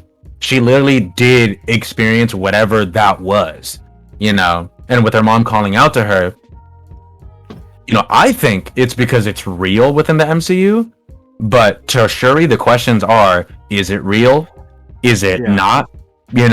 Was it a flashback? This is a byproduct of the herb inside me right now. It. Yeah. Whatever it is. But to cut it short, because like I know Ness wants to move on. Yeah. Like my point is essentially is that like I don't think it was as ironic as you may think, because if that was the case, she would have said something to Nakia. If not, she wouldn't have withheld the fact that she saw Killmonger. If she was really truly questioning what she saw, you get me? No, I think that falls well in line. She doesn't even know what to make of that. She didn't even know before then. She didn't even know what to expect. So after she saw it, she doesn't even know what she saw. She was like, "What the hell?" Yeah, she was like, "What the heck is this?" But to add something on real quick to the conversation before I move on, it's so interesting that you guys mentioned like the wind thing, because when she heard that, she heard that when her mom was like still like alive. So I wonder at the end of the movie, I wonder like if the wind saying if she did believe all this now, and the wind like touched her. I wonder if she kind of felt her brother and her mom now. Yeah, That would be I bet there's a interesting. bit of all of that in there. Yeah, I don't know. I think Maybe that's even really her sweet. dad. Yeah, yeah, too. She felt all of them. I don't know. I Oh, find for that really sure. sweet. But no. Next character is actually Nakia. Also really interesting character. Like I said, when it comes to all the characters, I think they all had a interesting role in this film. And the kid, when I first saw her, I was like, huh, I wonder what you're gonna do. But she has like a really interesting role in this film. She basically retrieved Shuri and Riri from underwater after Queen Ramonda came to visit her in Yes. Haiti. Oh my gosh, she hangs out in Haiti. That was such a cool scene. Seeing everybody speak French like that, it was so cool. But yeah, she's in Haiti, and Kumanda went to go get her, and they had like, a little conversation about like the current situation that's going on right now. And yeah, she delivered in the movie a lot. And it's so interesting because she was really close to T'Challa. I mean, they were practically lovers, and it's really interesting that they actually hit off and actually had like a child together, which is so crazy. Yeah. And that really Yeah. strengthened and that strengthened her role in the movie even more so, I will say, if anything. And yeah, she was really cool. I really don't have, really enough, I don't have like a ton to say about her. And though I know she actually delivered a lot of important stuff to the movie, like she contributed, but I don't really have a lot to say about her myself. That's kind of weird to say. To be fair, she isn't the biggest role. Yeah. And she kind of takes the same role as she did in the first movie, where we meet her in the first mission, in Black Panther, where she is undercover, she's infiltrating, and she once again is tapping into that. I bring that up because a lot of niggas are acting brand new, as if Nakia suddenly became a superhero or something, as if she hasn't been doing That's weird. already. So yeah, no. Same for Shuri, by the way. Niggas are like, why the hell is Shuri fighting? She doesn't fight. Literally throwing hands with Killmonger, using her like cannons. At the end of the first movie. So niggas are off. And then a little Especially, bit like, of the Infinity War stuff too, and Endgame stuff. She was in the battle. yeah, like if she was willing to do that much in Black Panther 1, imagine sprinkling in, you killed my mom and my brother is dead too. Oh, there's a lot that I'm willing to do now. Hello. So yeah. But yeah, no, Nakia, great use of Nakia in this story. I think she is like the closest example of like the retroactive writing, in the sense that like, oh, so we didn't know they had a kid already. All right, interesting. But like I said, luckily, the movie isn't centered around that. Yeah. The movie, it's actually kind of not important that T'Challa had a son. It's just a bit of a testament to how promising the future is. I think It's the just a fact that we good didn't end. know actually kind of strengthened it, because, like they said, they kind of kept it a secret. So it makes sense that even we don't even know about it. I think it kind of works in even better in that way, that we didn't get like a little like sneak or any hints that they had like a child. I think it strengthened it even more personally. That's my opinion. Sure. Yeah, no, and she was funny. She was cool. I mean, I'm sure we're gonna bring up Okoye too in terms of this. Oh But I yeah, think she's these women, next. She's next. a lot of these women are hilarious. I mean, when Riri, I mean not Riri, when Shuri takes the herb and it works, and Nakia lets out a shit.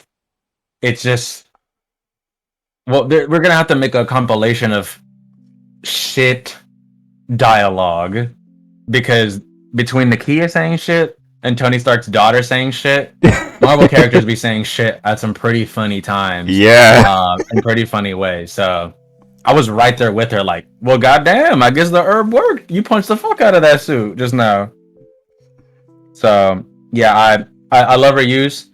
Lupita Nyong'o, my fucking melanated queen. Goddamn, she looks so good. She in looks this so shit. good. All the women look so Oh, great. so fine. I mean, yes, for sure. I mean, shit. Even Angela Bassett looked fine as hell with her poof on her head. Oh my god, loved her. Everybody But, was hot in the movie. Yes, sir. Ori is currently deafened. Hopefully he reacts, but I don't know if you want to move on to Okoye in the meantime, or if you had anything else to say about Nakia. No, not really. Like I said, it was really short for me, but I think yeah, we can move on to Okoye, because I think her section is gonna be pretty short too, because we kind of. Oh no, Ori came back. Anything you want to say about Nakia, Ori? I feel like she was good, but not a lot of screen time.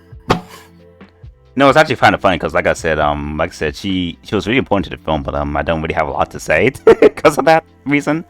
But when she was Yeah. there, it was needed. Like, it's not like she wasn't like needed in the film, and like she was like kind of just thing kind of like thrown in. Like, no, she definitely needed to be there.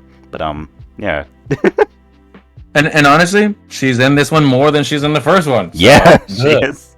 Yeah. Yeah. No, I'm here for it. I feel like it's kind of funny when Nakia, because like, if Nakia wasn't in the movie, Black Panther would have probably ended up a bit more peaceful. Because if I remember correctly, wasn't Namor gonna take Shuri back? Oh wait, no, never mind. She was gonna take Shuri back to Wakanda, but he was gonna keep Riri, right? Yeah, they were gonna kill Riri. Yeah, okay, I remember that. All right. We don't really have a lot to say about it. But yeah, I'm gonna move on to Okoye next because I have a bit more to say. She was so badass. Talk about a badass female character like the general. I am the general of Wakanda. Oh my god, she's so fucking cool. I don't understand how people can really like hate on her in Adult Melange being this like feminist thing. It does not sit right with me. It doesn't sit right with my spirit. I Literally think she is not. so cool.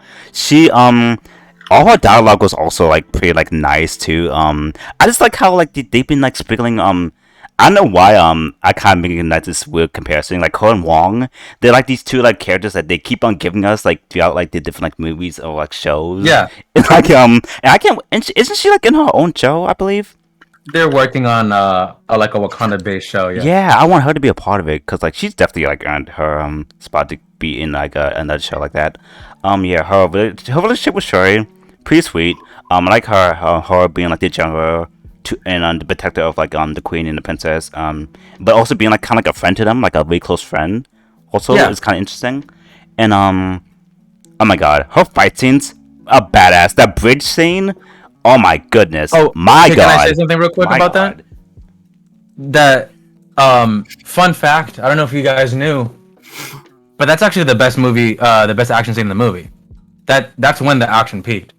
I think What? that is the bridge scene is Oh. unequivocally the best fight scene in that movie. Yeah. Like as much as it's exciting to see, Black Panther, Shuri, leaping and crawling along the side of the boat, So cool. super cool. That entire thing doesn't hold a candle to what we feel on that bridge scene. To speak to what you were saying, Naz, about this isn't some like blind feminist thing. We already talked about how flawed Okoye is, but on Yeah. top of that, they literally give her moments of weakness that somehow make the situation feel even more badass. Yeah. In the sense that for the first time ever, she's fighting against an opponent that also has vibranium. And we see her in real time figure out and struggle with the idea that she can now understand, oh shit, I'm like a little fucked. Like, this isn't the same.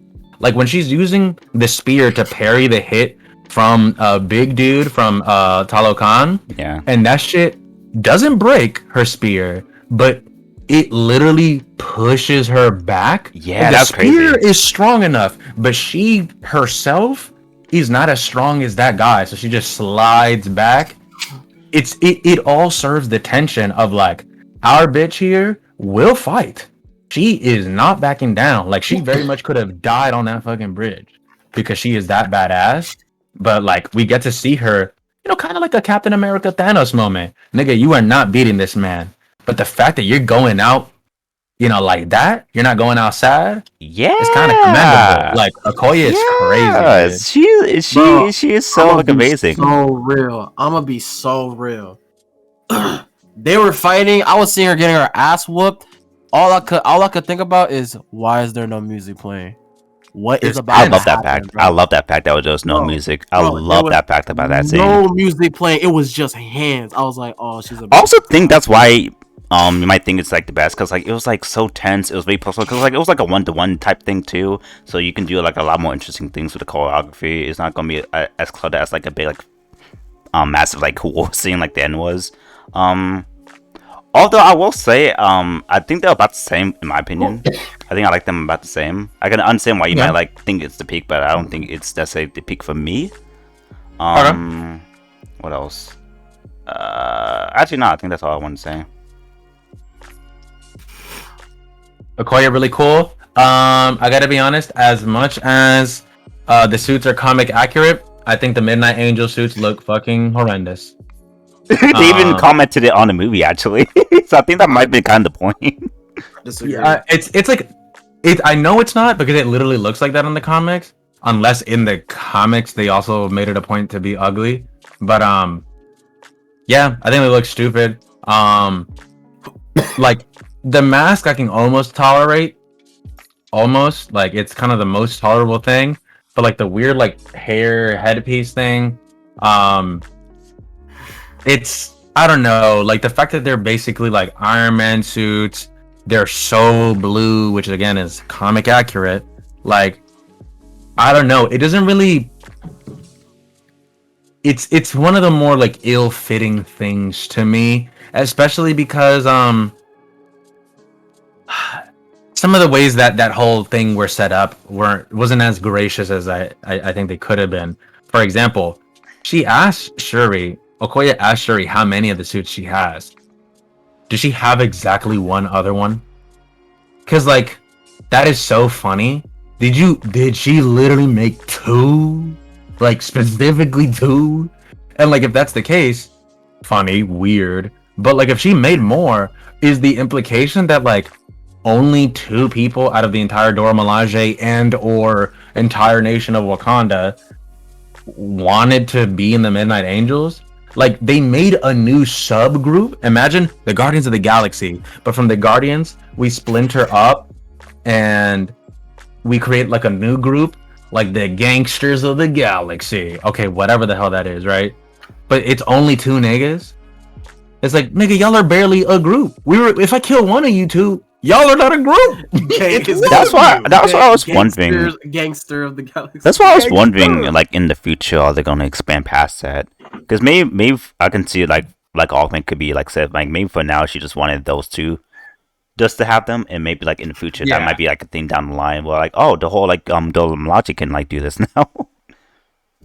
Yeah, and I do appreciate how we got there. The whole idea of like, because Okoye didn't do anything too terrible, which was what I was worried about in the sense that I knew the Midnight Angels were a thing from the comics, but I'm like, damn, you know, if they have Okoye do some like devious shit to become a rebel, I don't even know if I'm gonna like her like that. But I get it. Her reason for splintering off is because she literally was not allowed, you know, and she, I guess, technically messed up. But I like it. I like that the Midnight Angels as a group is a thing, right? Yeah. It's kind of like a more rebellious, less by the book version of the Dora Milaje. That being said, the Dora Milaje is already so we don't fuck around that I'm like, what does this mean? You know, like, what is this level style of approach? You know, like, you know what comes to mind as? I think of Falcon the Winter Soldier when they're like, bitch, your time is up. We told you we needed Zemo a day ago. We are here now. Yeah. Damn that nigga.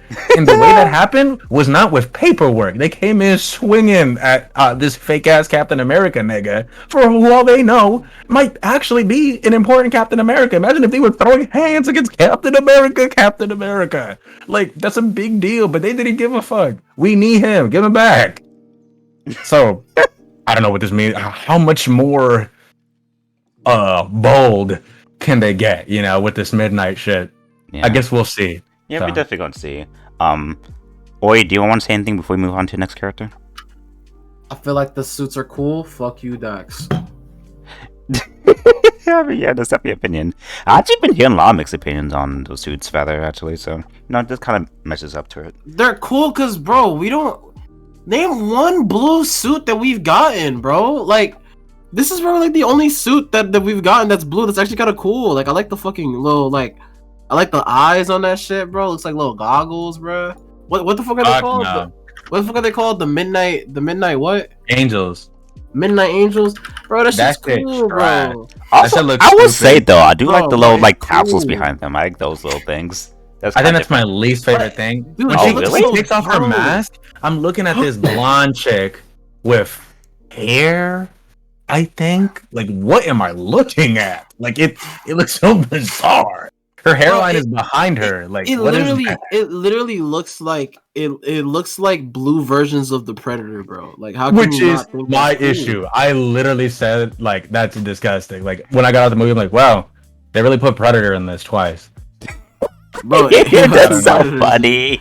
Two predators in this bitch. Have fun. Oh my god. But Yeah. let's go to the next character. Actually, don't say it. Don't say it because I know who it is. And speaking of ugly suits, I don't like Riri's suit, but we can talk about everything about her. Bro, actually, die, bro. Like, stop having bad takes, Stack. I was gonna say Mbaki actually. Oh, whoops. Fuck. And Baku's suit sucks too. It's like, no, he doesn't have one. But Well, we're gonna get to that too. Oh. That sounds, Guys. the sounds that Winston Dukes makes throughout the film is so hilarious. Like his little like ape sounds from his like little Dude. plan. Bro, this It's nigga so had me fucking funny. crying It's bro, so at the funny. beginning. No, and you know what? For you guys that were here for the rewatch of Black Panther in this server, I told y'all there was two things I wanted. One of them I didn't get. You know, if Toussaint would have seen Shuri's shoes and would have been like, "What are those?" and Shuri would have been like, "Okay, all right." That would have been crazy because it would have paid off the first movie and how cringe that shit was when she did it. You know, she's grown now. She now understands that shit sucked, right? But we didn't get that. But what I was hoping for, I don't know why it struck me as like such a thing. But in Black Panther 1, when they're having a conversation and M'Baku responds, "Glory to Hanuman." I'm like, oh shit, yeah. Glory to that nigga, whoever the fuck that is. And he said it again in this joint when him and his crew pulled up on the watered up fucking city. He's like, well, glory to Hanuman, because blah blah blah. I'm like, yeah, It's so right. funny. That's my nigga Hanuman. He is so hilarious. No, I was gonna continue. Minbaku, really funny character. Like we said, very funny character, and also I like how like he really took T'Challa's words to heart. You know, to really like look after Shuri after like of his passing. I really think that was like a really cute moment between those two characters, him and Shuri. And he's like basically like, yeah, if you need anything, you can drop people off at what's that place called? His part of the village, it's escaping me. The Jabari tribe. The Jabari tribe, yeah, that's kind of like their refuge, while Wakanda was kind of being, destroyed. By the way, Which is so crazy. yeah, I was gonna get to that. Because M'Baku has like one of my favorite points in the movie when he jumped into like the water and stuff like that. Like, oh my god, that was so badass when he did that. Seeing Wakanda is so interesting, right? Because every time we see Wakanda, it's kind of just like cool, like wondrous, like pristine place that is untouchable, and it's so like lush and like beautiful, and like I just want to go there, and I hope it's like a real place. But like seeing it destroyed like that was so heartbreaking. I was like, holy fuck! Like the people like falling over, like the whole seeking like jump in like in the water and stuff like that. It was so really. It really broke my heart for some reason. I don't know why, but it just did. But M'Baku doing that whole like thing was so fucking cool. He had like another cool like fight scene that I really appreciated against the people of Talokan. What else I want to say? Oh yeah, the arm wrestling moment between him and Shuri was fucking badass.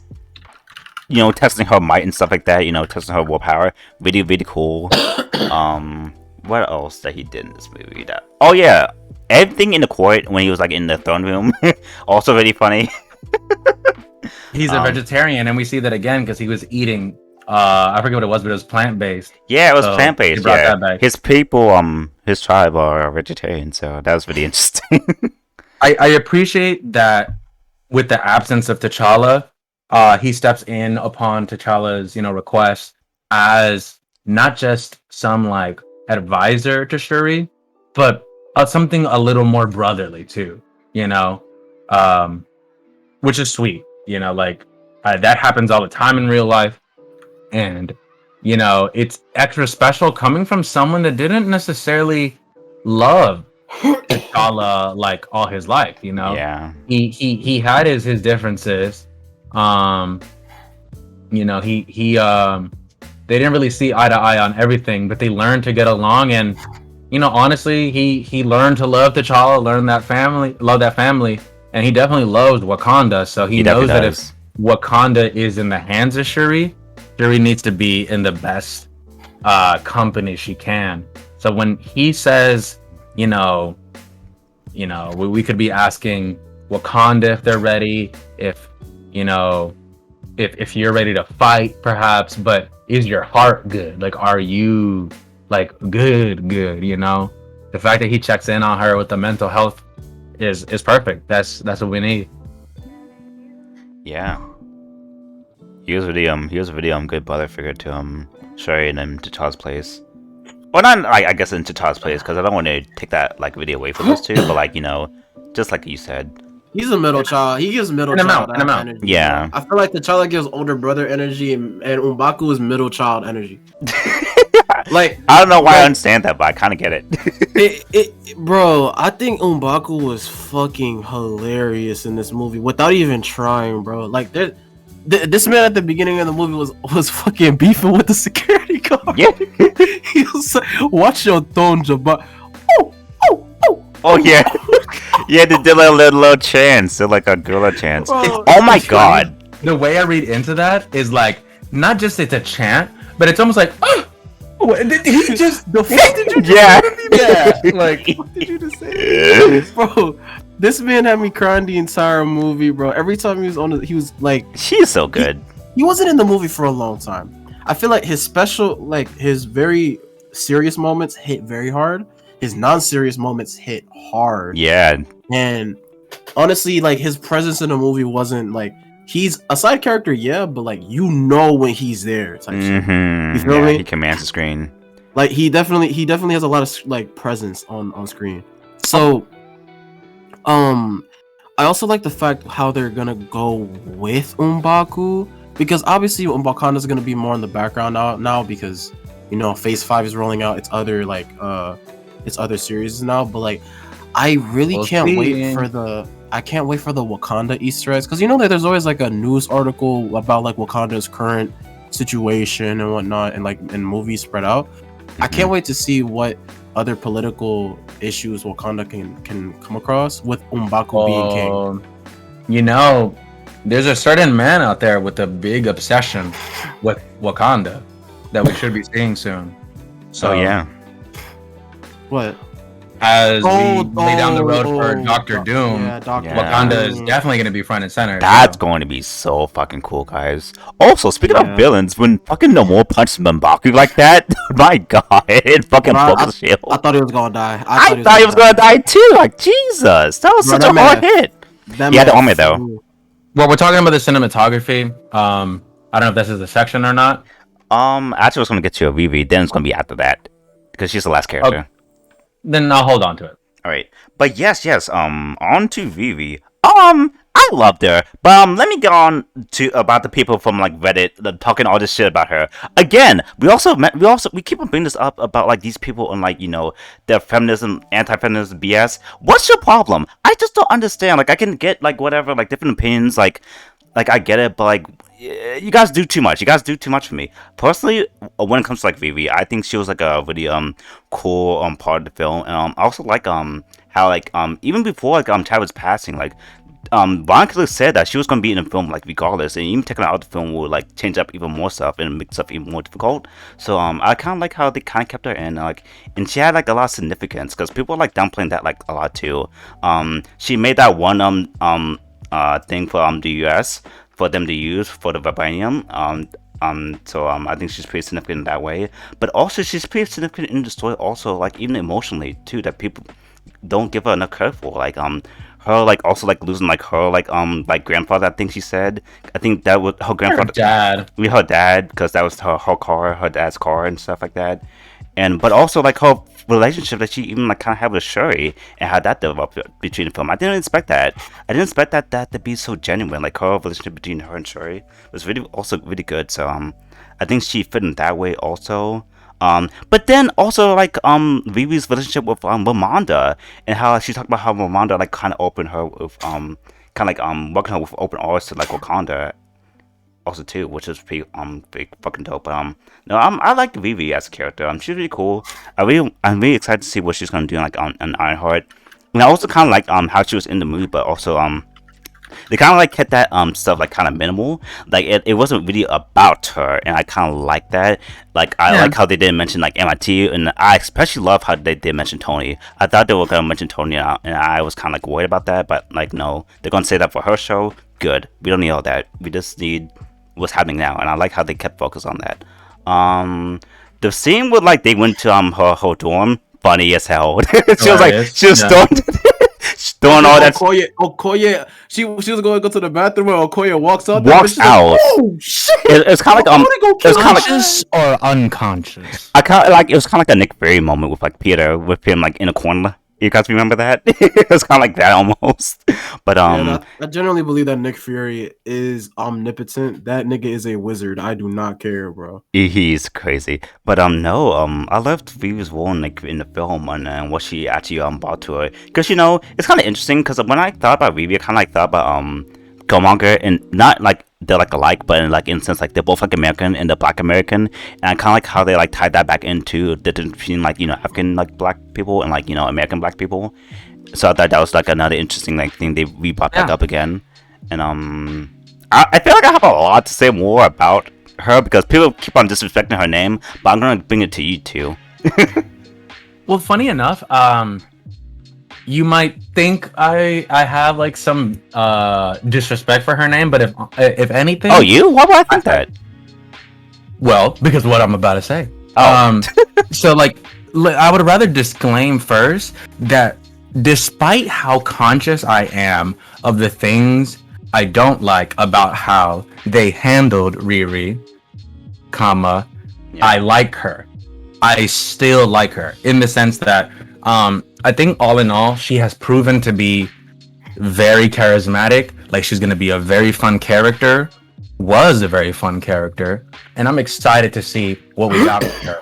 Like just to kind of rank this here, in a way, she shits on Echo for me. And Definitely. Echo was cool, I guess, but like there's no excitement for me despite I know that she's getting a show. It's like, well, hopefully they prove her, you know, in this show. But like I don't even get it. I'm not sure why I'm supposed to be a fan of Echo necessarily. But Riri, I already like her. She has like a personality to her that is fun. It's not Tony Starkish in the sense of like entirely super confident, but she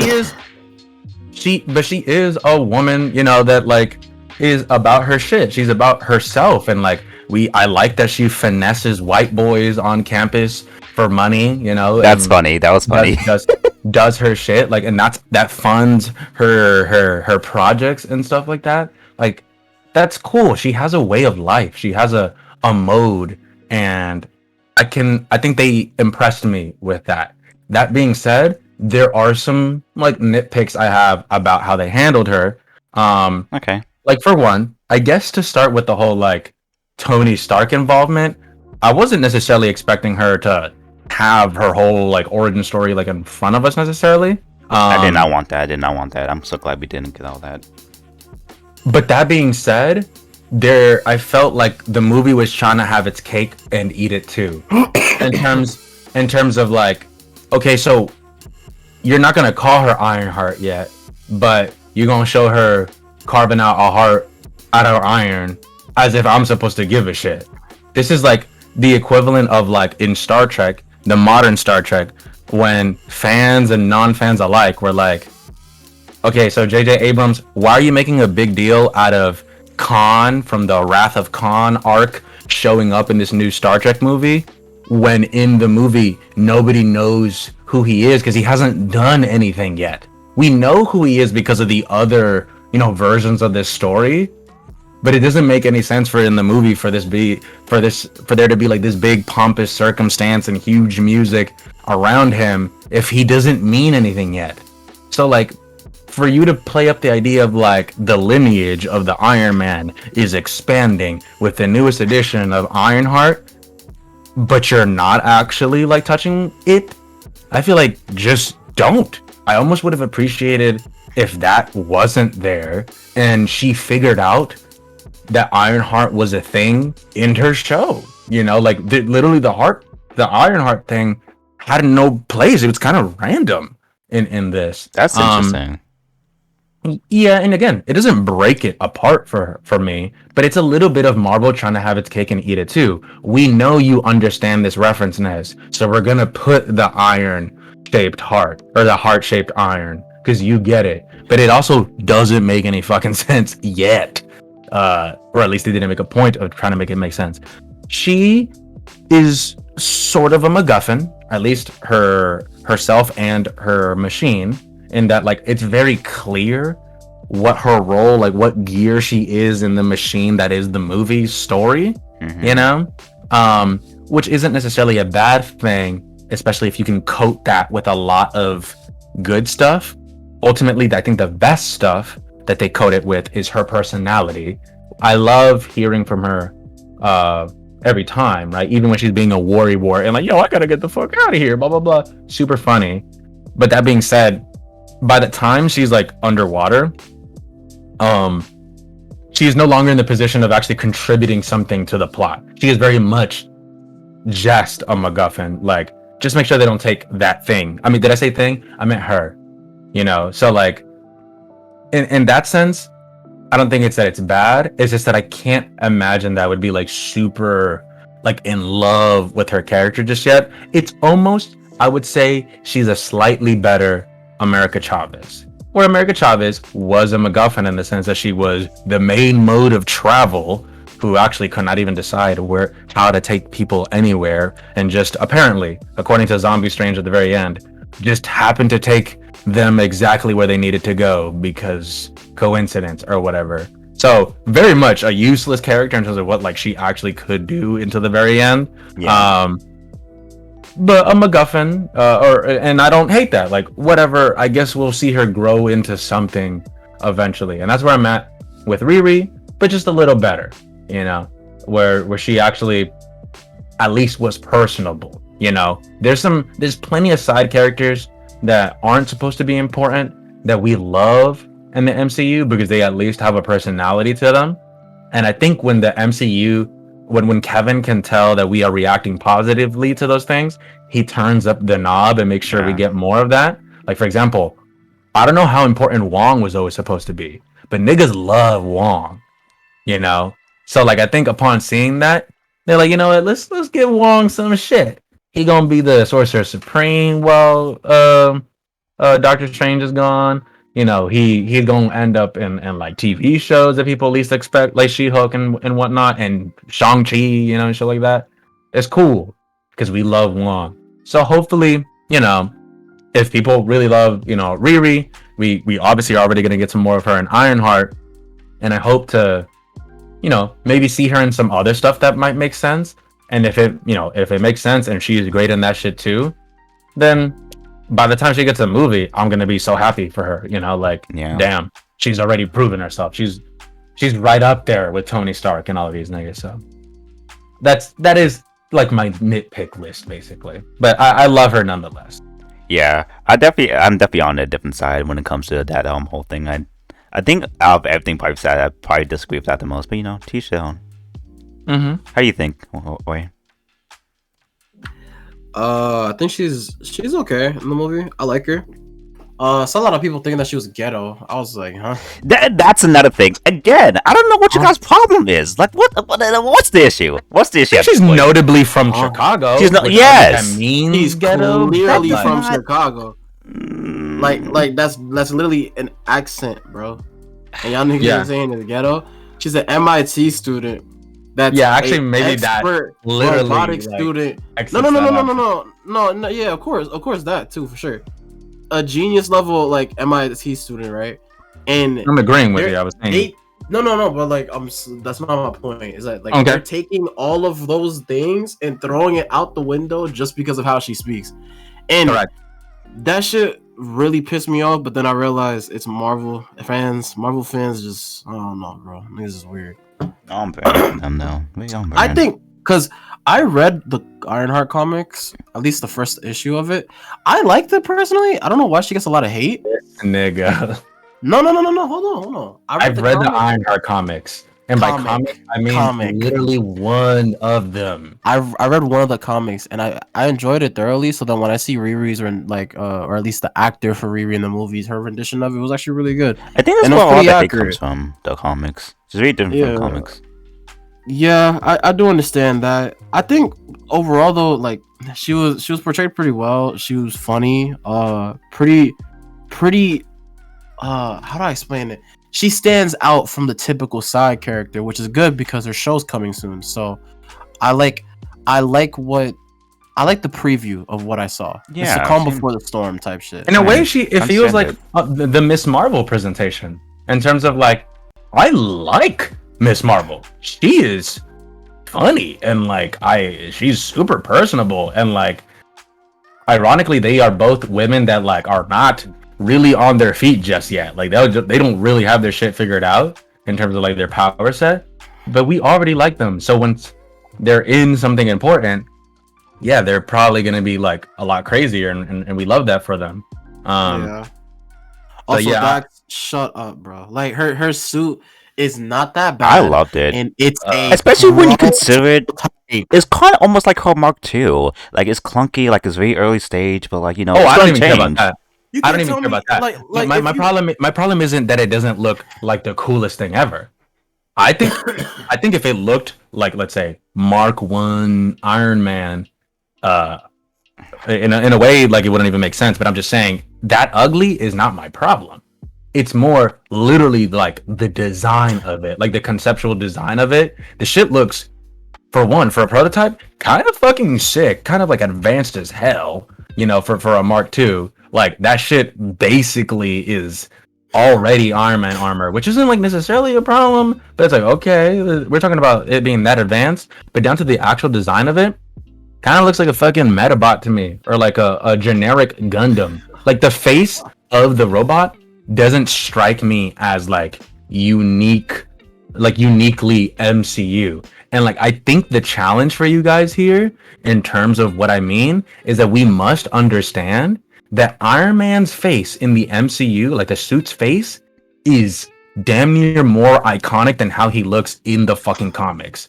And like, that's because the niggas that redesigned Iron Man for the MCU snapped. Like, they came up with something. They came up with a really cool, unique conceptual design for that nigga, not just in his face, but among all the parts of his suit and shit like that. And I feel like with Riri, it strikes me as like just some knockoff, like, Gundam toy that has been rendered really well and can obviously is very proficient and can really do shit, and that's great for her and all that. But like, I feel like I'm not supposed to take it. Like, I can't. There's no love for this suit. I will never like that one. Like, for example, Mark One Iron Man.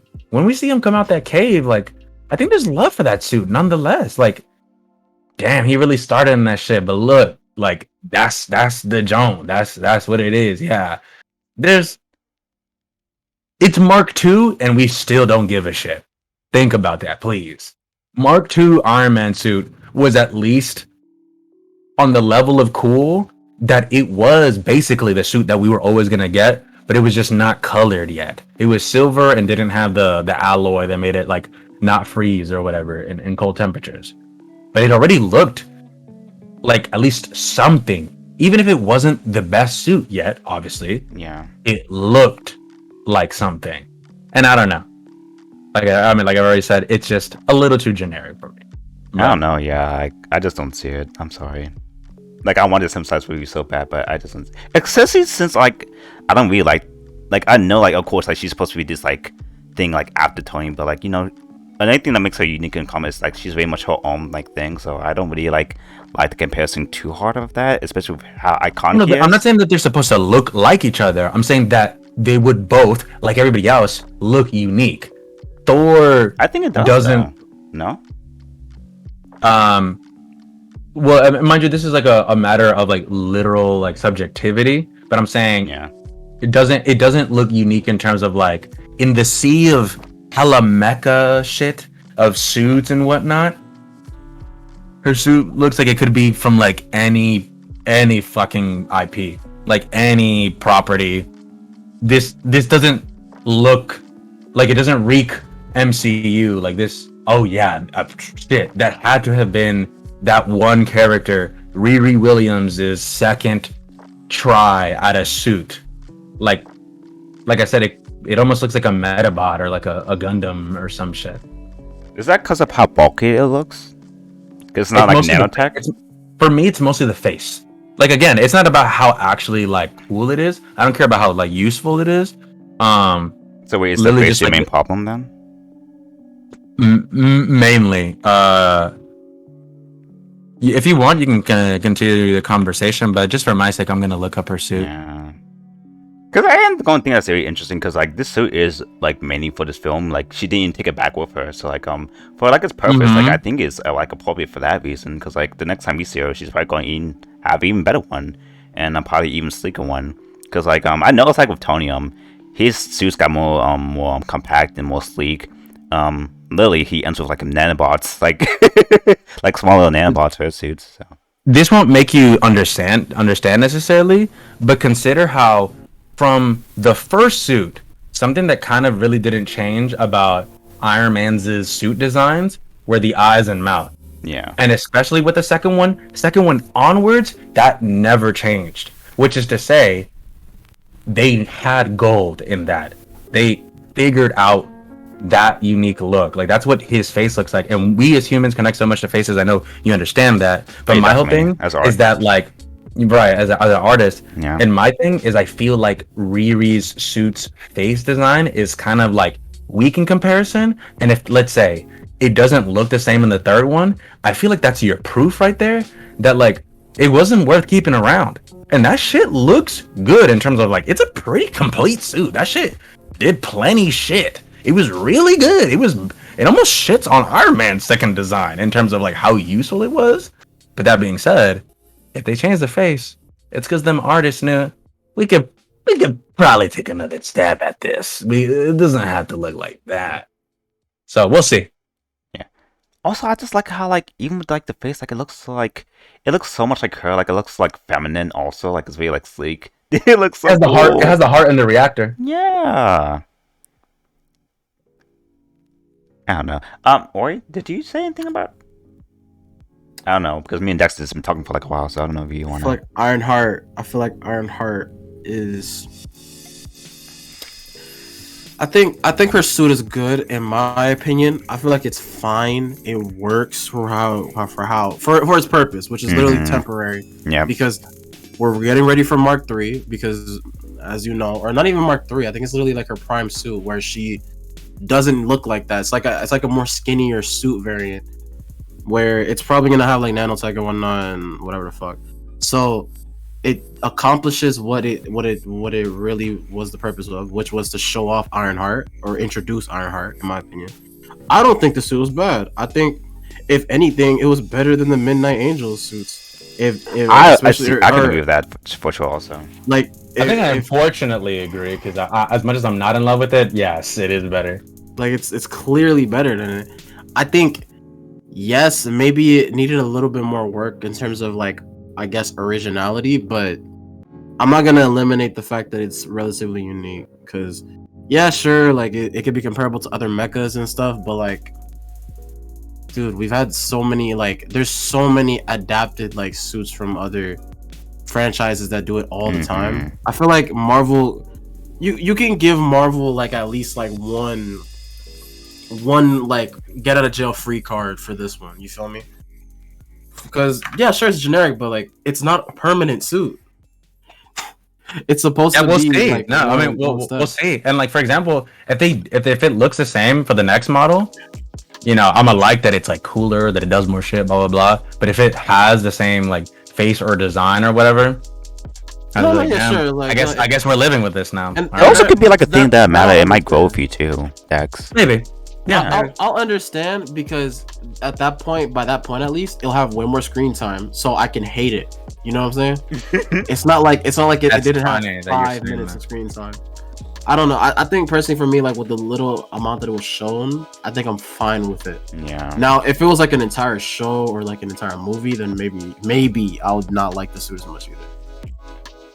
But yeah. You want to do a little quick run through the rest of the categories here? I do have to Yeah. actually dip out here, so I'm gonna let Oh you no, I was know actually what about to y'all say, can that was really like our last character. The next category is should be really quick. Is music, visuals, and like spaceful in general. Those are the last three. Okay. So music, Yeah, you guys can give quick thoughts on this. They brought back I Rihanna. That's all I I care about. love how like in the first soundtrack mainly like African like vibe Afro beats and stuff like that. No, we got African and Mexican shit in here too. I love that shit. It was so cool.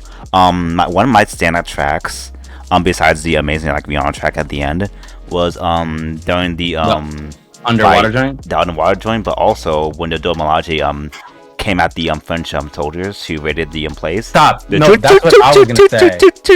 it's so good. No, Nez, listen. I was about to say that I knew I was in a different level of movie when I heard that, because already they're showing me how they could iterate on their concepts.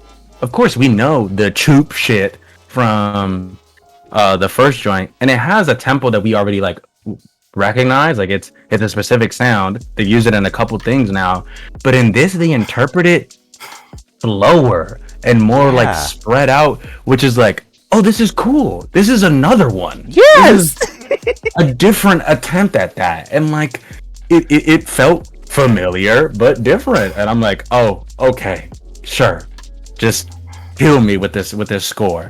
I mean, I don't know if you had more to say about that, but Oh yeah, definitely. I don't know. You guys stayed at the end cuts, right? Did you guys hear the Rihanna song? of course, Is that towards the it's end? amazing. Like she uses it too, but it gets higher and higher and higher. Like it raises like the choo choo choo part, like raises like octaves almost, like if like the actual like vocals. It's so cool. for like I'm- instrumental. Yeah, I don't know if you guys know what I'm saying. You know, I'm not the music person. You guys are the music guys. I'm sorry. I can only tell how I True. feel. But yeah, I like that. Even with some of the Latin songs, like when Nemo's getting born, I don't know how to describe it. I had to play the song again, but it was so cool. It was like this No, it amazing was. Latin text over this like interesting mellow but also dark beat. It was so interesting. I don't know how to explain it. You're right. To me, it struck me almost as like, it felt like, as much as it was traditionally like Mesoamerican, it was like, it felt like a spy thing, like almost like like just very calm, cool, collected, and with those instruments, it was like there was a lot of wind instruments in those. Yeah, a lot of wind instruments. So like, yeah, I liked that Ludwig Göransson created a different texture, a different feel for the Talocan side of things. Yeah. They very much have their own sound. Yeah.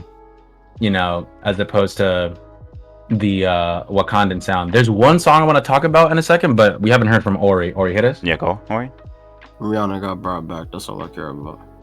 Yeah, Queen Rihanna. The song I want to talk about. Also, the credit. Oh, I will say this though. The credit song, honestly, the most aesthetically, story, and musically matched ending ever in the MCU, in my opinion. If you read the lyrics of the song, Gonna lift me up. perfectly. Yeah, lift me up. It perfectly matches the movie. Whatever, man. Perfect. We're all subscribed to New Rockstars. I get it. The fuck up, man. Yo, bro. Oh my god, Rihanna, bro. Thank you so much, Rihanna. Which one? Say that? The use of damn, I said one song, but it's two. The use of the T'Challa thing. Remember from the first movie? It's like back sparingly, but like when it's there, it's so like Nostalgic. it feels so good. They to did be at the back. funeral scene in the beginning too. Yes, you're right. And like, what's awesome about that is that I remember when Black Panther 1 finally came out and we knew that shit was gas, and then they eventually said that of course a sequel is gonna happen. I remember being so elated. I never thought I would be here, but we're now here, and the whole thing was like, one day we're gonna be back. The same way it was a cultural event last time. My niggas literally are gonna be back, and we are gonna watch this shit, and it's gonna feel like we're home again, like watching this Wakanda bullshit. And yeah, with these themes coming back from the first movie, it feels that way all over again. A second track that made me feel that is kind of like that like tragic sounding string joint that that plays in the first ancestral plane scene in the first movie when he sees his dad there. That da-na-na-na-na string shit.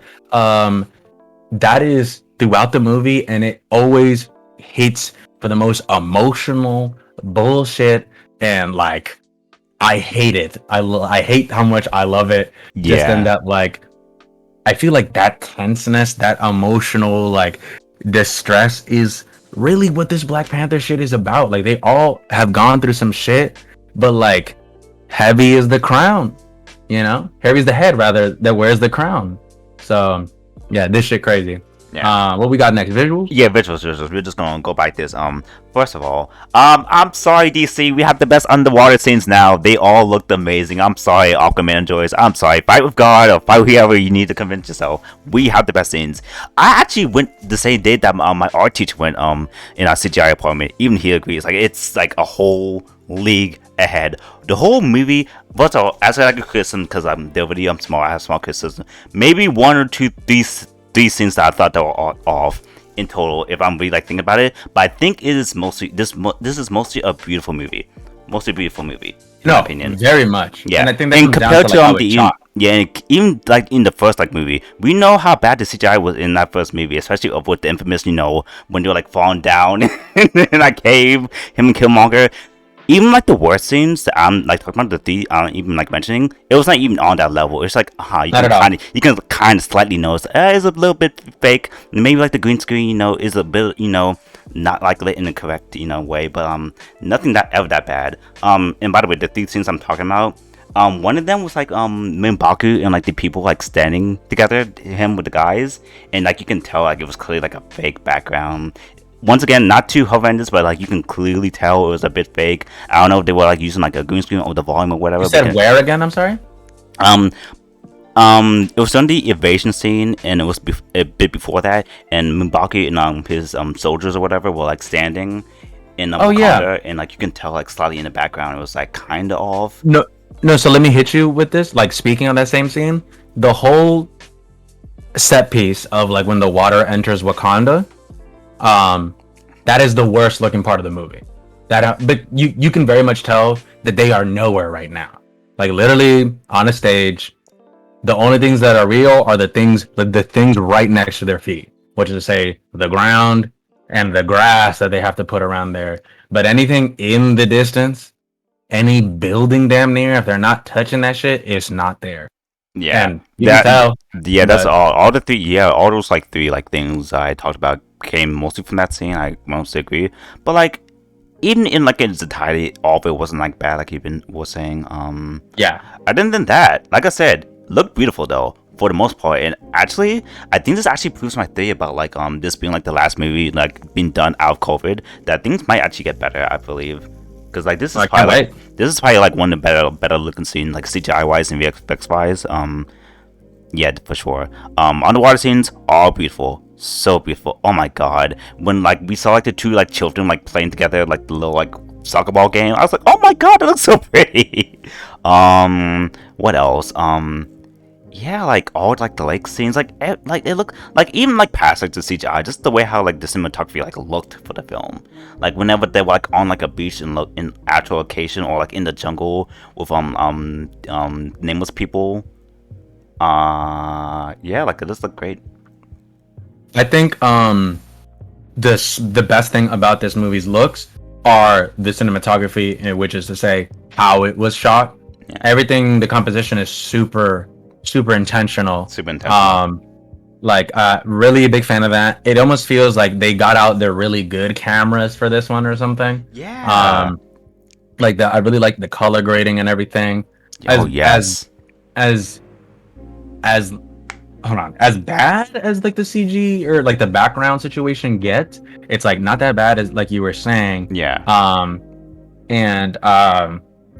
There really are some like really stunning moments. I think the only actual nitpick I have with the movie is that someone showed Ryan Coogler like the slow motion button, and that nigga went ham.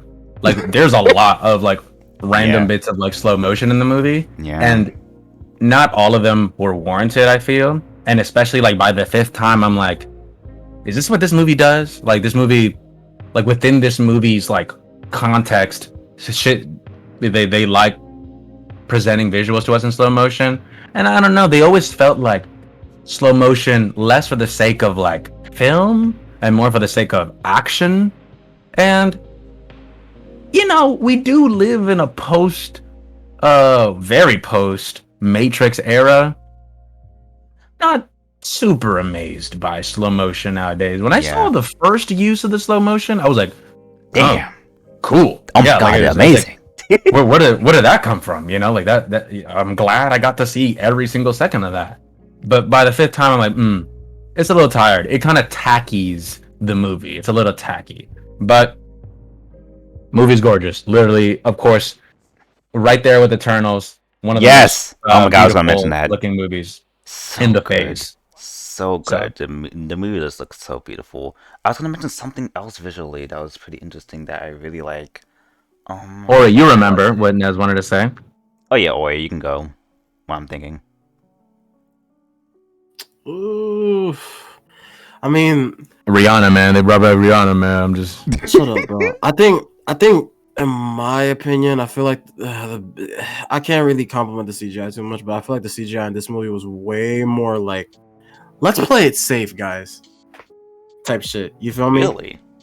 Yeah. Compared to what he's saying is that they didn't do CGI that would expose them. Yeah. Like they didn't do any like compromised CGI for the movie, especially they knew they're like on location for like a lot of this. Apparently, like they actually went to Haiti and they actually went to those other places. I heard. Yeah, so. like it was actually really fucking practical. Like instead of it was a lot more practical, should I say? Not just like it was fully practical, but it was a lot more practical for Marvel's sake, because you know how Marvel has been recently with filming literally everything with CGI backgrounds. The volume, yeah. Mm-hmm. So, I think personally it was really a breath of fresh air. It was really a refresher. Really felt pretty good, honestly. I think the CGI was pretty good on this one. It was okay. Not bad. We're on final score now, Nez? Yeah, phase 4, just in general, like all of our thoughts, since like this is the closing, to phase 4. I just want to give, just some thoughts about it. And this kind of ties into the video that I kind of actually want to show you later that we still haven't seen yet. That I kind of like think that with like the ending of phase 4 and me like thinking about it, I was like, I think people with like going about it like in a wrong like way. I feel like because to me, a lot of people saying like phase 4 doesn't have like a clear like direction like theme that the other phases had, but I think it did. I think it just didn't stick out to you guys as much as I think it should have. Or you guys didn't. I think some people, because not me. Yeah. I think the themes are like definitely rebirth, definitely taking like people take on different mantles and stuff like that. Definitely grief, which this movie tackled, but like a lot of other movies tackled in like the phase 2. I don't know how that one went over you guys' head. No, hot off the heels of Love and Thunder, it's like, oh my god, literally another movie where the mantle has passed and we are grieving. Like, yeah, okay. The world mantle being passed. Captain America with like Puggy and like with what's his name? I fucking hate it. I fucking hate Falcon. it. Falcon. What's his name? Bucky? No, but his actual name though. Yeah, Bucky. Oh, no. Sam. There we go. Yeah, passing on to like Sam. Like we didn't know he was gonna go. Is it gonna go to Bucky or Sam? But it went to Sam, and that was pretty interesting. So yeah, like I think phase 4. What? Although not like perfect, I still have my little things about it. But like I think it was way better than you guys made out to be. I think this was a pretty solid phase and what it needed to do after like the 5 years of like Endgame and whatnot. I think if I were to like give it like a rating, I would say like maybe like a 7 or 8 out of 10 as for the whole phase. That's just my personal opinion. Did you just say it's been 5 years since Endgame? No, I mentioned like Endgame as like this is all just like kind of like falling after that. Okay, because you just scared me. I'm like, nigga, no way Endgame came out 5 years ago. No, yeah. Bro, we're that older? Yeah, I was like, holy shit. No. At least I don't think it's been that. How about you feel the old age? Yeah. Old I can't. But yeah, what do you think of phase 4 in this movie and their final score for it?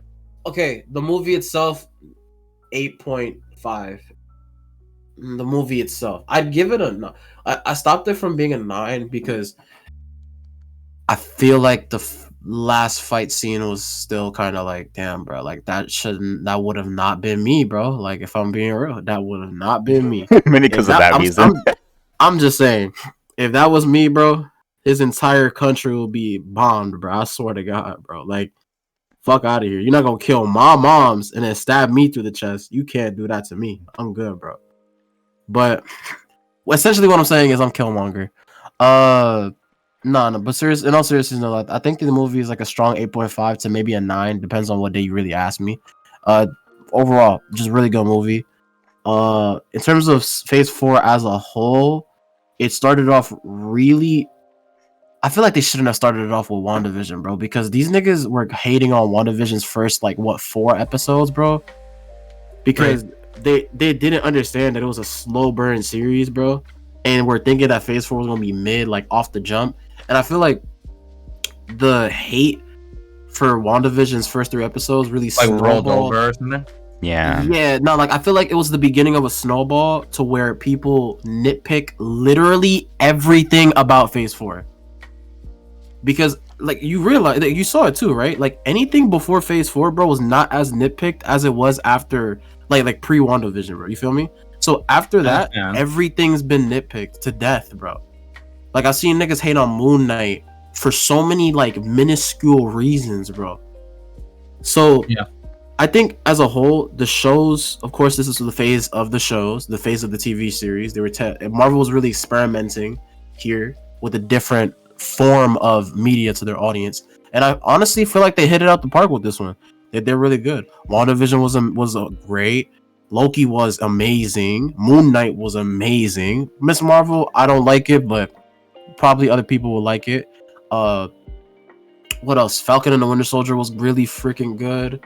What If was also like unexpectedly really good. I thought it was gonna be mid, but it was actually really good. What else was Hawkeye. what else was there? Hawkeye 2 was also pretty okay. Yeah. I think I'm gonna be real, I think Hawkeye was good but forgettable. Pretty forgettable. Cause I forgot about Hawkeye when Spider-Man came out. Oh yeah, that was a very unfortunate thing for Hawkeye. It's not because I'm Dominican, it's because literally one I'm of the pretty sure it's episodes literally because of that. It's not because I'm Dominican. Coño, de Spider-Man. Como es Spider-Man, loco. Vamos a ir para Spider-Man, loco. Alright, how about you, Dax? Overall, with Phase 4, wait. Overall, with sorry. Phase 4, I give it 8 out of 10. 8 out of 10.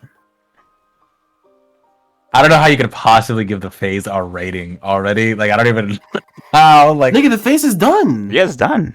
Yeah, No, I got my dude, rating. Guardians holiday specials coming up. Oh yeah, I guess You telling me that makes sense. Guardians holiday It's gonna change the special whole is shit. It's gonna take it to a 10. It's gonna take it to a 10. It's gonna take it to another. Nigga, when you see Adam Warlock in the holiday special, you go shit bricks, all right? Wait a minute, did I wait a minute? Did I give my shit did I give my rating for like the movie or just like the phase? I think I only said one rating.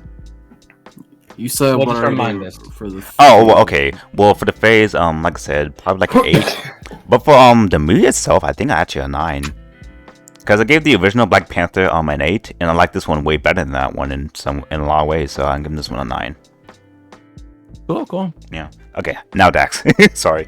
Say 6. No. Say 6, Dax. Say 6. Well, yeah. I mean, to start with my score, I'd say it's like a 6, maybe 5. Fucking knew it. I'm kidding. I actually believe that if you say this movie has anything from like let's say a 10 to a 7, you're not like crazy. Like I get it. Because I think there are some parts of the movie that are calm in terms of quality. Like aside that being said, I cannot deny how high the highs got for me. And for me, my biggest high points were when I see Killmonger in that room, I lost it. And I literally had an idea that he would be in there. I mean, before we had always joked about the idea of him coming out of the ancestral plane to become, Black Panther or some shit. Obviously not gonna happen, but I've heard rumors of like him somehow being in the cast. I thought maybe a flashback or something. And even if we did see him from the afterlife, the way that the reason why we did shocks me to this day. I think it's just such a profound statement about where Shuri's at in her life. Yeah. And the fact that this is our Black Panther, I think it's kind of cool that like T'Challa wasn't as scandalously flawed, you know? Like he wasn't perfect, but he was, like Killmonger said, super noble. Like, you know, there was very little about T'Challa that was selfish, you know? And Shuri wanting revenge this bad was a little selfish. Her not going out like that, like this one bum ass nigga in this call right now, would have been super understandable, right? But it'd be very selfish. The idea of like, I don't care if killing Namor means that these two countries are going to be locked in perpetual war for the rest of whatever. I just want to kill the nigga that killed my mom. And like, not only did Shuri understand that, like, ouch, there was a greater responsibility of her being the leader, you know, for her people in that moment, and not setting them up with that terrible war situation. But on top of that, she really absorbed by the end what T'Challa had long before since learned, which was don't let your desire for revenge consume you. Yeah. You know, and that is awesome. Ultimately, the best thing about this movie is that it proves to me that Shuri deserves to be Black Panther, is the Black Panther, because of how she was kind of hazed by the same thing. She went through a very similar arc. They showed us an interesting take on it by it not being the exact same thing. And that's awesome. I think the movie for me, I can't give a number to, but I will say, it's near like it's like, I think it's right under Spider-Man for me in terms of Phase 4 movies. Facts. Oh, okay. Like it's just really high up. Because, you know, Spider-Man was also emotional. We cannot forget that it was emotional. Yeah. Mind you, it was emotional at the end. You know, it was the last half. This movie was emotional through and through. But I think in the way it doesn't beat Spider-Man is that Spider-Man definitely had just as good of a plot, but a better sense of action the entire time. It was rewarding us with action from the beginning of the bridge scene, you know? And it never stopped. There was always cool shit happening. I feel like if it didn't start with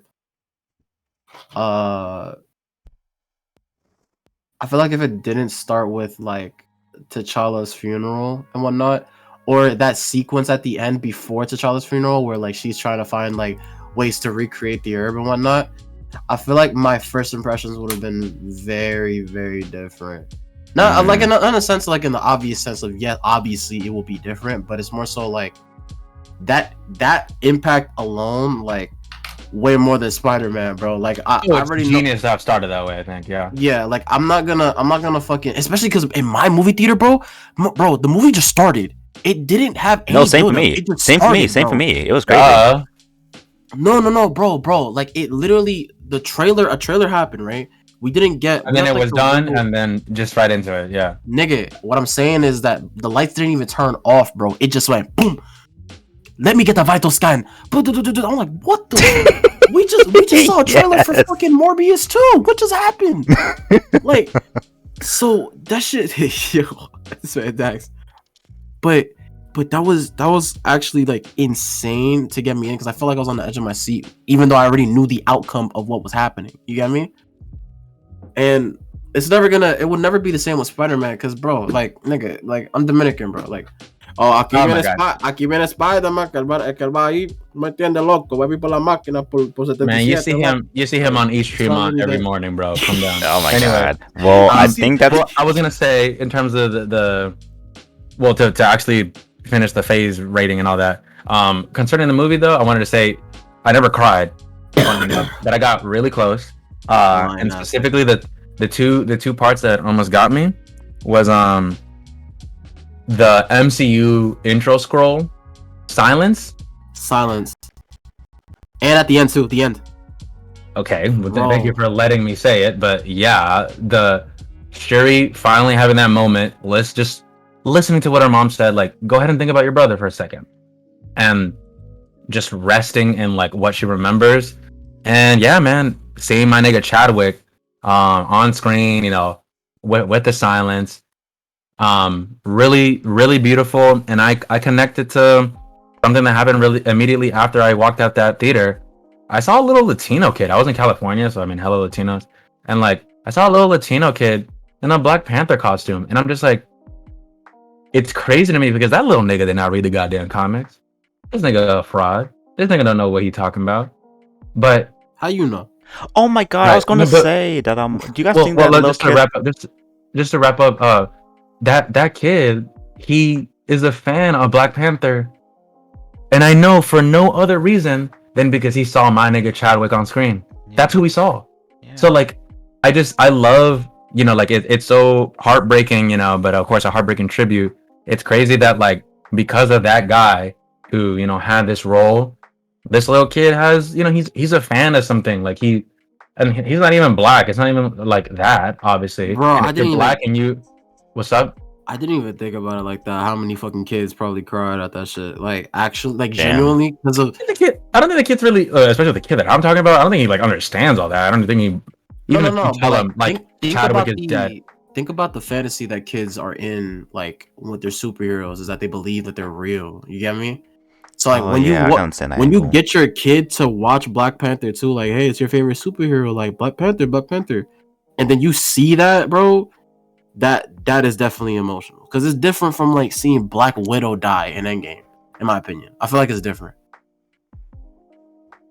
I think if you were a Black Widow fan as a kid and you saw Black Widow die in Endgame, you are definitely crying more than finding out that someone said in Black Panther 2 that he's dead. You don't even see that nigga. No, but you see the casket though, my nigga. Dude, that is a very adult thing to understand. We're talking about little kids. Like, you tell a little kid, grandma's not coming back anymore. She's with God now. The kid's like, okay, whatever that means, nigga. I don't know. Like, I will say it might differ between the kid in question, but like I understand. Literally, the older you get, the more likely. Yes. Yeah. But you know, if Ori really soaked in the story as I was gonna tell it, he would understand how young I was saying. But yeah, Phase 4, it was good. Niggas are tripping. Niggas want endgame level shit when it's Phase 1 of the new saga. They need to calm the fuck down. Shit has been plenty bangers, okay? We've gone over the shows and movies, but I think alone off of nope, not even gonna name them, but my two tentpole things of Spider-Man and this, you know, Marvel has done it. They have given us what we want and so much of what we didn't know we wanted. I feel that way about Shuri. Literally did not want her to be Black Panther, and she proved to be the best candidate that out of all of them, in terms of like how well they wrote her. And with Spider-Man, like, who would have thought that a heart-wrenching thing like having Aunt May die be his Uncle Ben moment would have been like the best thing. Turns out it was. And like, they retroactively made the Spider-Man trilogy the origin story for our Spider-Man. I love Phase 4. Yeah, I love Phase 4 too. I actually have I didn't tell you guys this, but I actually have like a new number one movie. I had to think about it over the whole phase. Hit me. I think it's still Internals. I really do believe so. Is it really Internals for me? I don't know why. Yeah, like I don't know why I still feel that way, but there was just something about that movie, man, that I think that people just don't get. I don't know. Just my opinion, though. Movie. No, I love that movie too. You're gonna have to rewatch it sometime. Yeah, it's definitely. I gotta rewatch it too. We need to do a Phase 4 movie rewatch in here. Ooh, like, I would love that. Is No Way Home finally on Disney Plus? Yeah, you can find that shit, nigga. Oh, is it finally on Disney Plus? Don't say. I mean, not Disney Plus, but bro. Shut up. We can even. It might not be on Disney Plus, but we can find that shit. That's not. Oh, yeah, and also speaking about like little kids, do you guys think that like little like teen kids are going to dress up as Nemo now? Wouldn't that be so cute? Like, cause they kind of like have that something for them now. I don't need that. That's a whole bunch of little kids in boxers. We need to give that nigga a suit. Give him a suit. But you know what I'm saying though. Like, kind of have like that thing. No, I also did think that it's funny. Like, is this nigga gonna become an Avenger at any time? Because like these Avengers don't be going around goddamn shirtless. Besides Hulk. Oh my god, they're gonna have the Aquaman situation. Yeah. Yeah. I was like, he's fucking better though. Fucking more badass. I'll be like, damn, Come here. The hypnosis, the fucking flying. Yeah. Why does Aquaman even jump that high? That is a good question. Why does he? That's a good question. My man. All right, wrap this shit up, man. All right. Cool. But yeah, guys, thank you for sticking with us. Oh my God, this was almost just as long as the movie. It's like, what is it? 2 hours and 33 minutes that we've been here. What's Dax doing? He's showing his little the little Iron Man and Thanos. I use a stone to destroy the stones. Okay, go ahead. Yes. Okay. Yeah. Thank you guys for coming through with this. I have a lot of fun doing this. I don't know if I'm gonna do like another movie reaction like ever again, and I don't know for what movie. But if you guys like to see stuff like this, just tell me down in the comments below. And you guys know where to follow me. Just follow my socials. Link in the description below. Please like and subscribe. Click that notification button. And I'm gonna give it to Dax and Ori so they can plug their little socials in too. Yeah, you already know who it is. The name is PDR Dax, David Gonzalez, DJ Dax. And you can follow me at Preacher Dude Rocks on Instagram, Twitter, probably some other things. And I am DJ Dax on all streaming platforms. SoundCloud.com/DJ Dax music. More music for your head top coming soon. Program at Advance. Get with it, bitches. Yeah, they do be making music. Oi. Yo, it's your boy PDR Ori coming from the 72nd. PDR Ori. 72nd Dominicano. Stand up. I want you guys to follow me on Twitter at PDR Oricadia. And So we get 0 follows giving out this definitely on YouTube with PDR Oricadia. And also if you want to follow my liaison, PDR David Gonzalez, you know what I'm saying? So definitely hit me up on those platforms, man. Great. What Shout out to the 72nd, What a way how to end this off. But yeah, I'm gonna say goodbye to you guys on YouTube. I don't know what my next reaction is gonna be. It's probably gonna be maybe Hunter x Hunter. I don't know. But yeah, I'm gonna see y'all later. In peace. Bye. Have a marvelous day. Okay, I got an exam tomorrow.